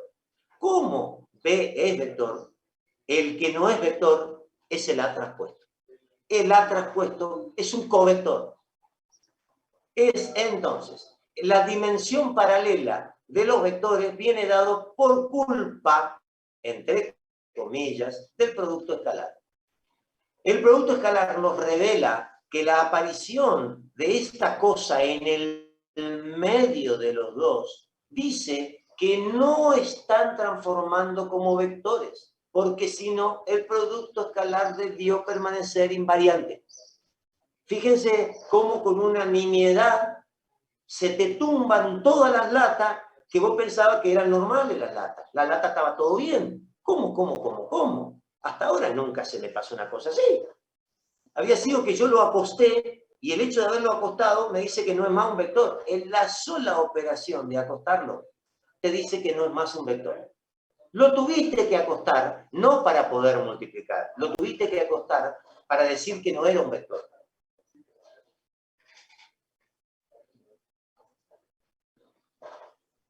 Obviamente no es la respuesta, ¿no es cierto? Entonces, obviamente AT no es un vector.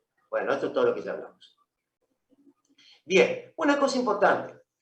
Para diferenciar los vectores de los covectores, la manera de escribir, ahora que tenemos dos familias, es interesante que los escribamos distintos. Es decir, las componentes de vectores las vamos a escribir con el índice arriba y las componentes de los covectores los vamos a escribir con el índice abajo.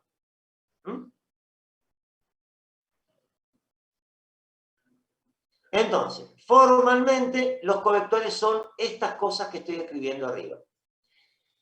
Esto es un covector. Un covector es un elemento, se denomina también forma 1, tiene muchos nombres, no importa, se llama covector. Tiene bases y tiene componentes. A ver, son el hermano gemelo de los vectores. Vienen definidos porque necesito tener producto escalar. Si yo en determinado momento decidiera prohibir los productos escalares, y no necesito más los covectores. Ya no necesito los covectores. ¿No es cierto? Ahora a nadie se le ocurriría prohibir los productos escalares, como más de algún político trasnochado de nueva era quiere prohibir cosas que no se pueden prohibir, ¿no es cierto? Pero por la duda lo quieren prohibir. Entonces, por ahí alguien puede venir y decir, vamos a prohibir los covectores, ¿no es cierto? Bueno, no se pueden prohibir los covectores, porque prohibir los productos escalares. No se pueden prohibir los productos escalares, porque el producto escalar es una energía, el producto escalar es un volumen, el producto escalar puede ser un montón de cosas, y esas cosas van a seguir existiendo, aunque a los iluminados se le ocurra que no existan más. Siguen existiendo. Entonces quiere decir que mi vector y mi covector tienen muchas similitudes, enormes cantidades de similitudes. Por ejemplo, componentes y bases. Componentes cartesianas y componentes curvas. Todo tiene. Componentes curvas, componentes cartesianas, y todo. Todo lo que ustedes se pueden imaginar. Profe, una consulta. ¿Sí? ¿La traspuesta de un vector es siempre un covector o solo dentro del producto escalar? No, lo que pasa es que en realidad, está bien lo que vos decís. Acá hay un abuso de léxico, ¿no es cierto? Lo que no deberíamos caer en el abuso de léxico. yo puedo transponer a un vector, no tengo problema. Porque en realidad, transponer un vector sería una operación que vos decís, mira, decidí escribir el vector, en vez de escribirlo como una columna, lo escribí como una fila. En principio, la manera de escribir, eso no es una obligación.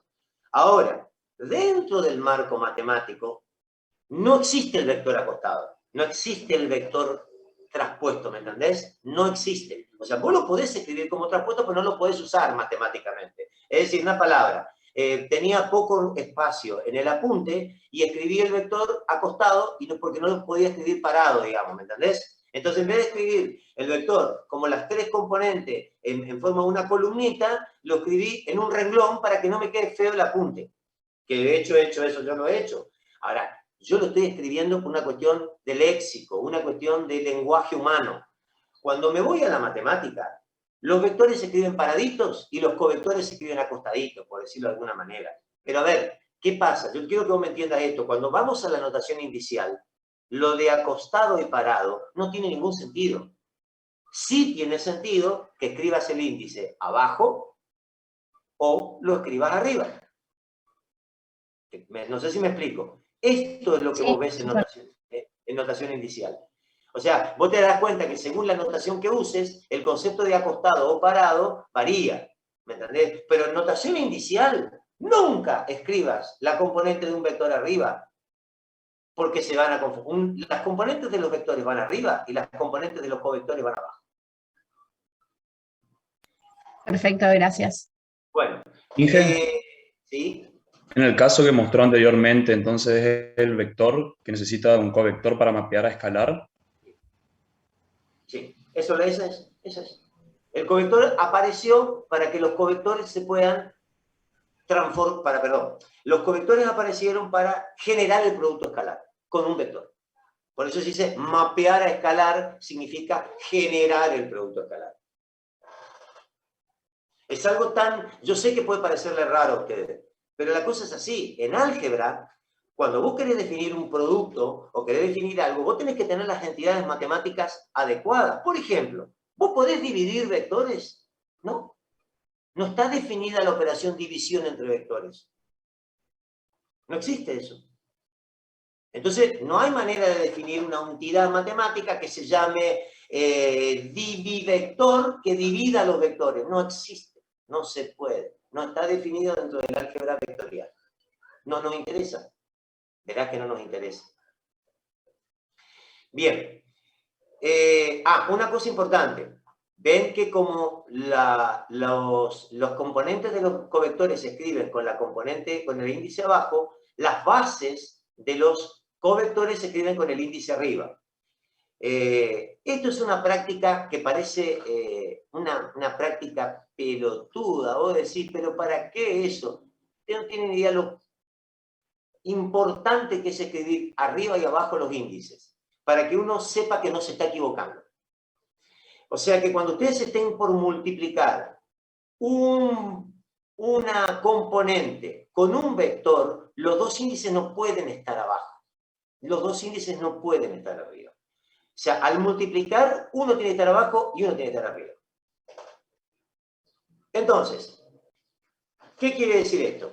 Que el conjunto gemelo de los vectores, que es el conjunto de los covectores, se denomina espacio dual, o dualidad, o lo que a ustedes se les pueda ocurrir encontrándolo en los distintos libros. Es dual porque es la dimensión paralela, es la dimensión desconocida, no desconocida, ahora conocida, de los vectores. ¿No es cierto? Se llama espacio dual. Siempre que ustedes quieran obtener un escalar, van a tener que ser un covector. ¿Cómo se grafican los covectores? Eso es interesante. Los covectores no se grafican igual que los vectores porque son entidades matemáticas diferentes. Si son entidades matemáticas diferentes, ustedes no las pueden graficar igual. Se las grafica de una manera completamente distinta. ¿Cómo se los grafican los covectores? Como planitos paralelos. Cuanto más juntitos estén los planos, quiere decir que el covector es más grande, tiene mayor módulo. Cuando los planitos están más separados, significa que el covector es más chiquito. Del mismo modo que, ¿qué pasaba con los vectores? Cuando la flecha era más grande, el vector era más grande. cuando la flecha era más chiquita, el vector era más chiquito. Bueno, en los covectores, cuando los planos están más apretaditos, significa que el covector es más grande. Cuando los planos están más separaditos, significa que el covector es más chico. Miren, acá está un ejemplo de producto escalar. Ustedes si hacen el producto escalar entre el vector U y el covector alfa, acá está indicado el producto escalar, dice que vale 3. ¿Cómo se lo ve gráficamente? Que el vector atravesó 3 planitos. Atravesó 3 planitos. Si ustedes miran el producto escalar entre este vector y este covector, da 0. ¿Por qué da 0? Porque este vector no atraviesa ningún planito. Estamos viendo cuestiones gráficas, es para manera graficar. El vector B multiplicado por el covector alfa sigue dando 3 porque atraviesa 3 planitos. Bueno, ahí tienen todas las variables. De la manera que estoy diciendo yo, es la manera de ver. Esta manera que se lo grafica, ¿no es cierto? Como podrán darse cuenta, el 0 también es un escalar. O sea que el producto de un vector por un covector se puede decir que es 0.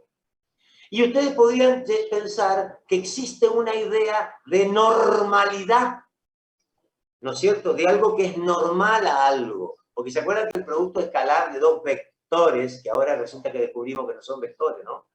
El producto escalar de 2 vectores era 0 cuando los vectores eran perpendiculares entre sí. Resulta que ahora se nos caen todas las tablas, porque resulta que ese producto escalar no existía. Entonces el producto escalar 0, ese producto escalar 0 era un producto escalar raro. Entonces, vamos ahora a lo que estamos manejando. El producto escalar da 0 cuando el covector y el vector no se interceptan. Una idea diferente de cómo son las cosas. Ya vamos a ver cómo hacemos para compatibilizar las dos teorías, las dos versiones. La versión de la profesora de matemática de álgebra de primer año y la versión del hinchapelota del profesor de estabilidad 4 de tercer año. ¿Por qué se dibujan como planitos paralelos? Una manera de ver por qué se dibujan como planitos paralelos es esto que tomé de un profesor que me pareció fantástico la manera en que lo explicaba. Lo explica de una manera completamente tangencial, pero uno entiende por qué los covectores se pueden dibujar como planitos. Imagínense que acá ustedes tienen un producto de un covector. El covector es el covector 2, 1. ¿Y qué vector es este? Es una función vector. O sea, ¿cuántos vectores hay ahí? Infinitos vectores. Están multiplicando un covector por infinitos vectores. Cada vector va a ser distinto según cuánto valga X e Y. ¿Estamos de acuerdo? O sea, no es un vector, son infinitos vectores. Listo. ¿A qué nos sirve esto? Hago el producto y obtengo esta función que está acá. Vengo a esta función acá abajo y voy a decir que esta función valga 0, valga 1 y valga 2. Porque se me ocurrió nomás, no porque yo tenga ninguna obligación. Bueno, despejo cuánto vale y en función de x. Tengo y igual a menos 2x, y igual a menos 2x más 1, y igual a menos 2x más 2. ¿Estamos de acuerdo? No hay ningún secreto acá, no hay ninguna cosa rara, nadie inventó nada, ninguna cosa que ustedes no entiendan. Vamos a graficar estas rectas, son todas rectas, ¿sí?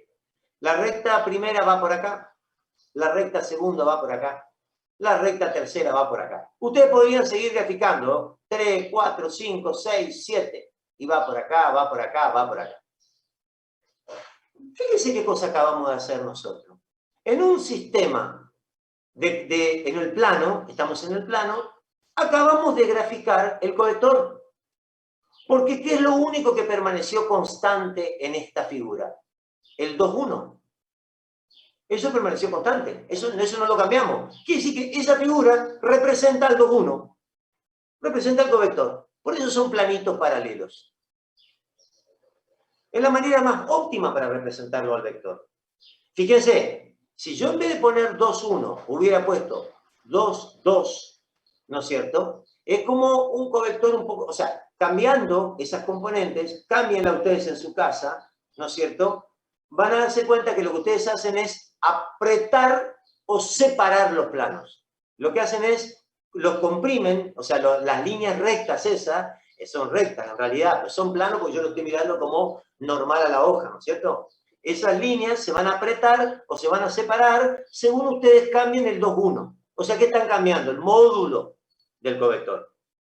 El módulo del covector viene definido por lo apretada que están las líneas, lo apretado que están los planitos.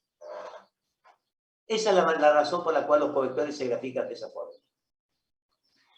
Por supuesto, tiene notables, esperen que me está... Bueno, tiene notables implicancias esto cuando ustedes tienen que hacer cosas como esta, curvas de nivel. Todas las curvas de nivel en realidad son covectores.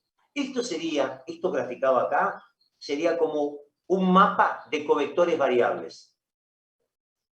¿Se dan cuenta que acá la línea está más apretadita en esta zona? ¿Qué quiere decir? Que el covector en esta zona es grande. En esta zona, ¿cómo es el covector? Chiquito. O sea que el covector, en definitiva, me determina la topología de una superficie. ¿Qué les dije yo hace un ratito que ustedes podían utilizar para hacer topología? ¿Qué operación matemática podían ocupar ustedes para hacer topología? Yo se lo dije hace un ratito.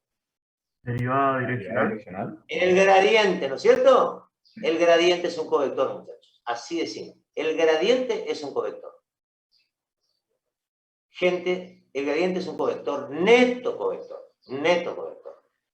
O sea que el que describe áreas y esas cosas es un covector, no es un vector. Bueno, típicamente el gradiente es un covector. Otros ejemplos son fuerzas y momentos, esos son covectores, y los vectores, típicos vectores, son las velocidades, las distancias. Esos son típicos vectores. Las distancias, las velocidades, la aceleración, esos son típicos vectores. ¿Qué sería la temperatura, ingeniero? Un escalar. Okay. Un escalar. Bueno. Salteo un poquitito para que vamos a leer esta parte que está acá abajo. ¿Cómo están relacionados los covectores y los covectores? Yo le dije, la relación entre los vectores y los covectores viene dada por el producto escalar. O sea, su necesidad viene dada por el producto escalar. Pero ¿cómo? Hay una cosa que está clarísima. Entonces quiere decir que hay una dimensión paralela a los vectores, que son los covectores. Una dimensión paralela. Entonces, ¿qué quiere decir? Que yo puedo obtener vectores a partir de covectores o covectores a partir de vectores. Yo puedo despejar uno en función del otro. Si los dos juntos me tienen que dar producto escalar, siempre los dos juntos dan el producto escalar, yo puedo despejar uno de otro. ¿Cómo se despeja un vector de un covector? Mediante esta fórmula que está acá abajo. Donde la matriz esta es una matriz súper importante que se llama, no es una matriz, es un tensor, se llama tensor métrico. Es sumamente importante. Vamos a ver si tenemos chance de mirar de qué se trata, si no igual se lo voy a ir repitiendo durante el curso. Pero quiere decir que, pedazo de pelotudo, ¿para qué aprieto todo eso? Bueno, ya volvemos.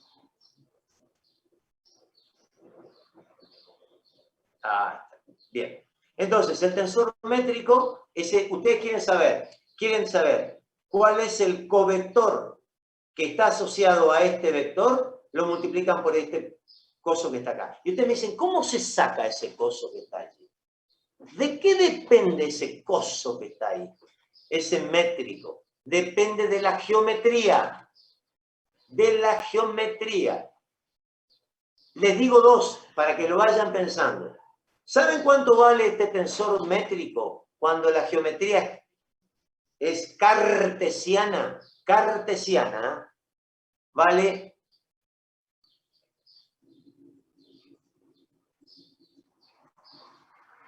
1, 1, 1, 0, 0, 0, 0, 0, 0.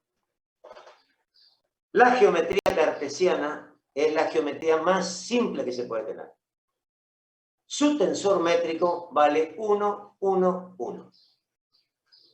Esta es la razón por la que la profesora de álgebra se pudo hacer la sota cuando hablaba de vectores y nunca les habló de los covectores. Porque, ¿qué les parece a ustedes que va a salir si yo multiplico un vector que tiene 5, 4, 3? ¿Cómo va a ser el covector que me sale acá?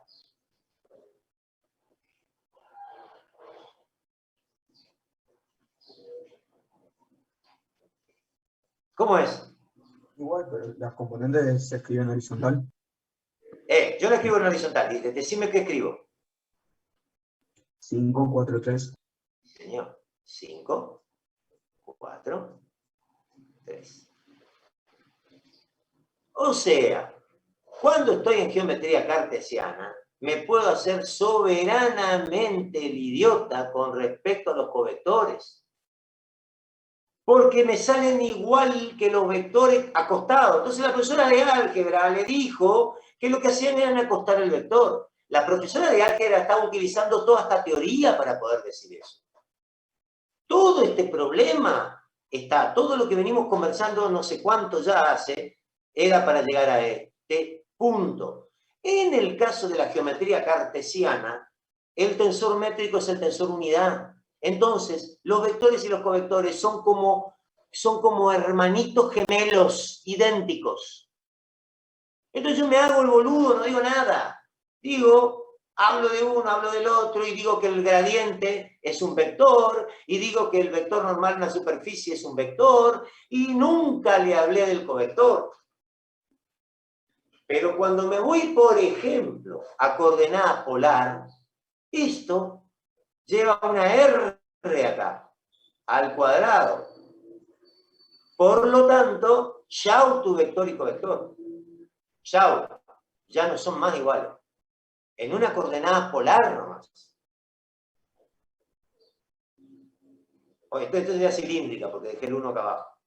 Entonces, ese problema cambia totalmente cuando estamos en coordenadas polares.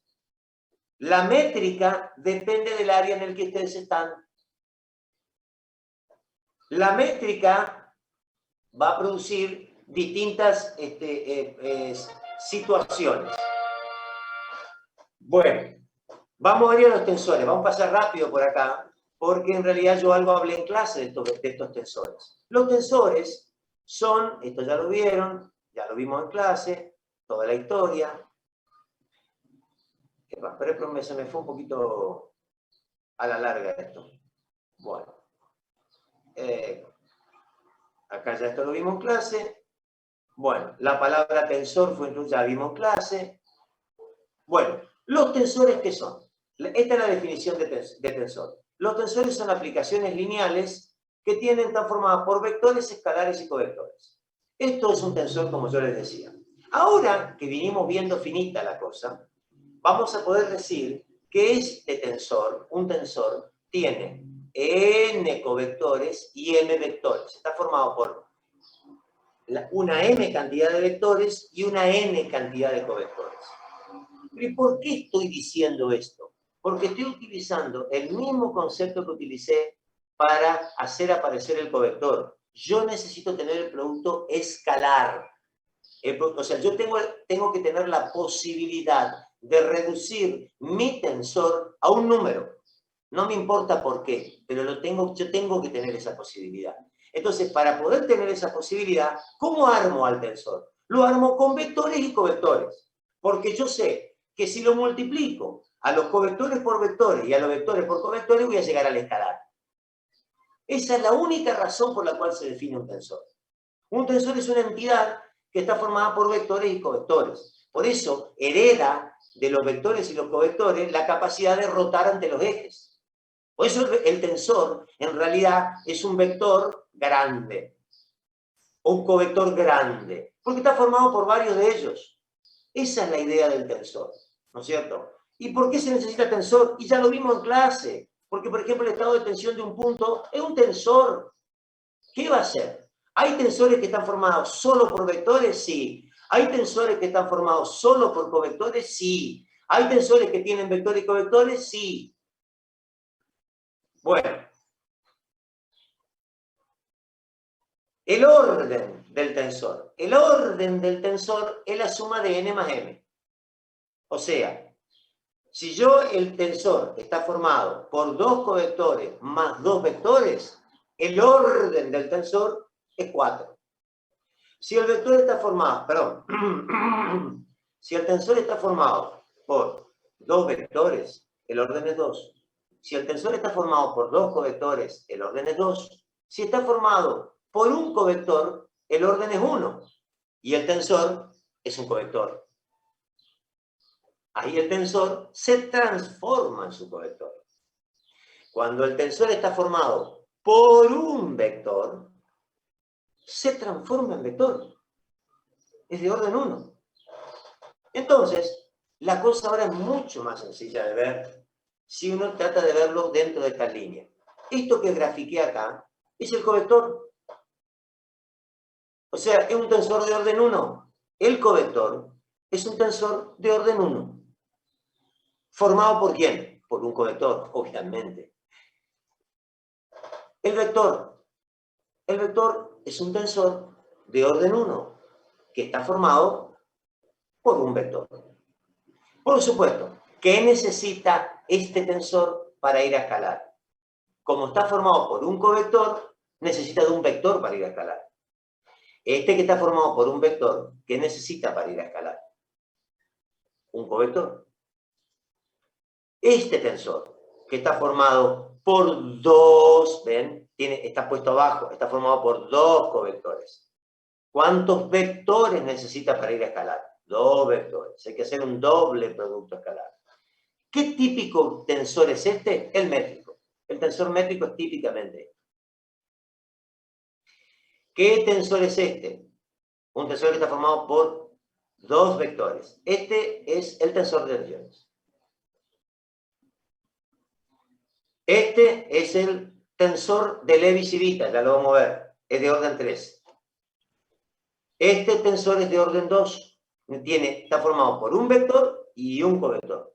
Este es un tensor sumamente importante, es la base de toda la teoría de deformaciones. Es el tensor F, o gradiente de deformación.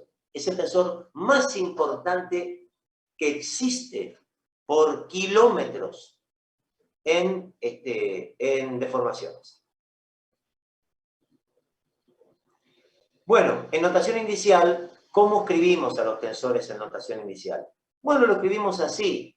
Si está formado por una base que tiene una base vectorial, el índice va arriba, el que corresponde a la base vectorial. Y cuando está formado por una base covectorial, el índice va abajo. O sea que esta es la manera de escribirlo indicialmente al tensor. O sea, esta gráfica que yo les muestro acá, esta manera de escribir el tensor acá, es una gráfica de tipo, es la manera, digamos, compacta de escribir el tensor. Es la simbología matemática más compacta. Esta es la que más nos gusta a nosotros. Fíjense que cuando ustedes lo escriben así, ¿qué es lo que no están denotando? Cuando ustedes escriben al tensor de esta manera. Al vector, al tensor, lo que ustedes escriben. ¿Qué es lo que ustedes no se obligan a escribir cuando están escribiendo así? No están obligados a escribir las componentes. O sea, ustedes están mirando algo y dicen, yo sé de que se trata de un tensor de segundo orden formado por 2 vectores. No tengo la más puta idea de cuáles son las componentes. No estoy obligado a ponerlas. Cuando lo escribís así, tenés que poner las componentes. Inge, en la filmina anterior, en el segundo ejemplo, donde está el tensor métrico, ¿por qué ahí no lleva los supraíndices? Acá. Covectores, ajá. Porque escribí las componentes.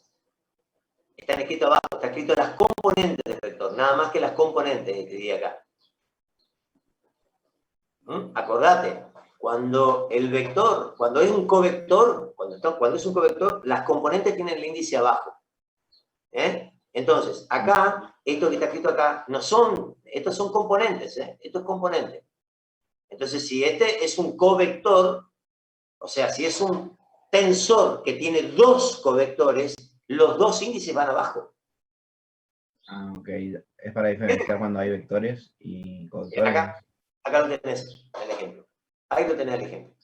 Este es un tensor que tiene una base que es un covector y una base que es un vector. Entonces, cada base tiene su correspondiente índice arriba. Esta es la base, como el índice está arriba, esta es la parte vectorial, que tiene la base de vector. O siempre la base de los vectores le escribiste el índice abajo. Siempre abajo. Esta es la flechita. Esta es una flechita acá. Yo me olvidé de escribirle la flechita. Y esta J lleva la tilde acá. Me olvidé de escribirla, eso la voy a corregir ahora. Lo que pasa es que acá, en realidad, ¿sabés qué ocupé? En vez de ocupar flechita y tilde, ocupé la mayúscula, la bold, esa es una nomenclatura de mierda que ocupa un montón de libros. Un montón de libros, para evitar escribir la tilde o escribir la flechita, hacen que cuando es un escalar, se escribe con letra liviana, y cuando es un vector o un tensor, se escribe con letra gorda. ¿Cuál es el problema? No distinguís nada. Si vos, acá distinguimos porque está escrita el subíndice, sabemos que esta es una base vectorial y esta es una covectorial cuando está el índice. Pero cuando vos escribís esto, vos no sabés si esto, por ejemplo, pues es un tensor o qué. Porque después en el libro están escritos con mayúscula nomás. Entonces es una forma de escribir horrible.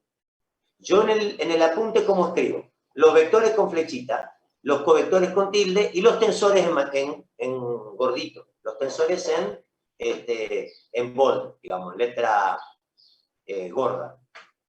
Bueno. Profe, una consulta. Sí. Entonces, ¿en qué caso era que los vectores iban como supraíndice? Porque me confundió un poco eso. Bueno, para.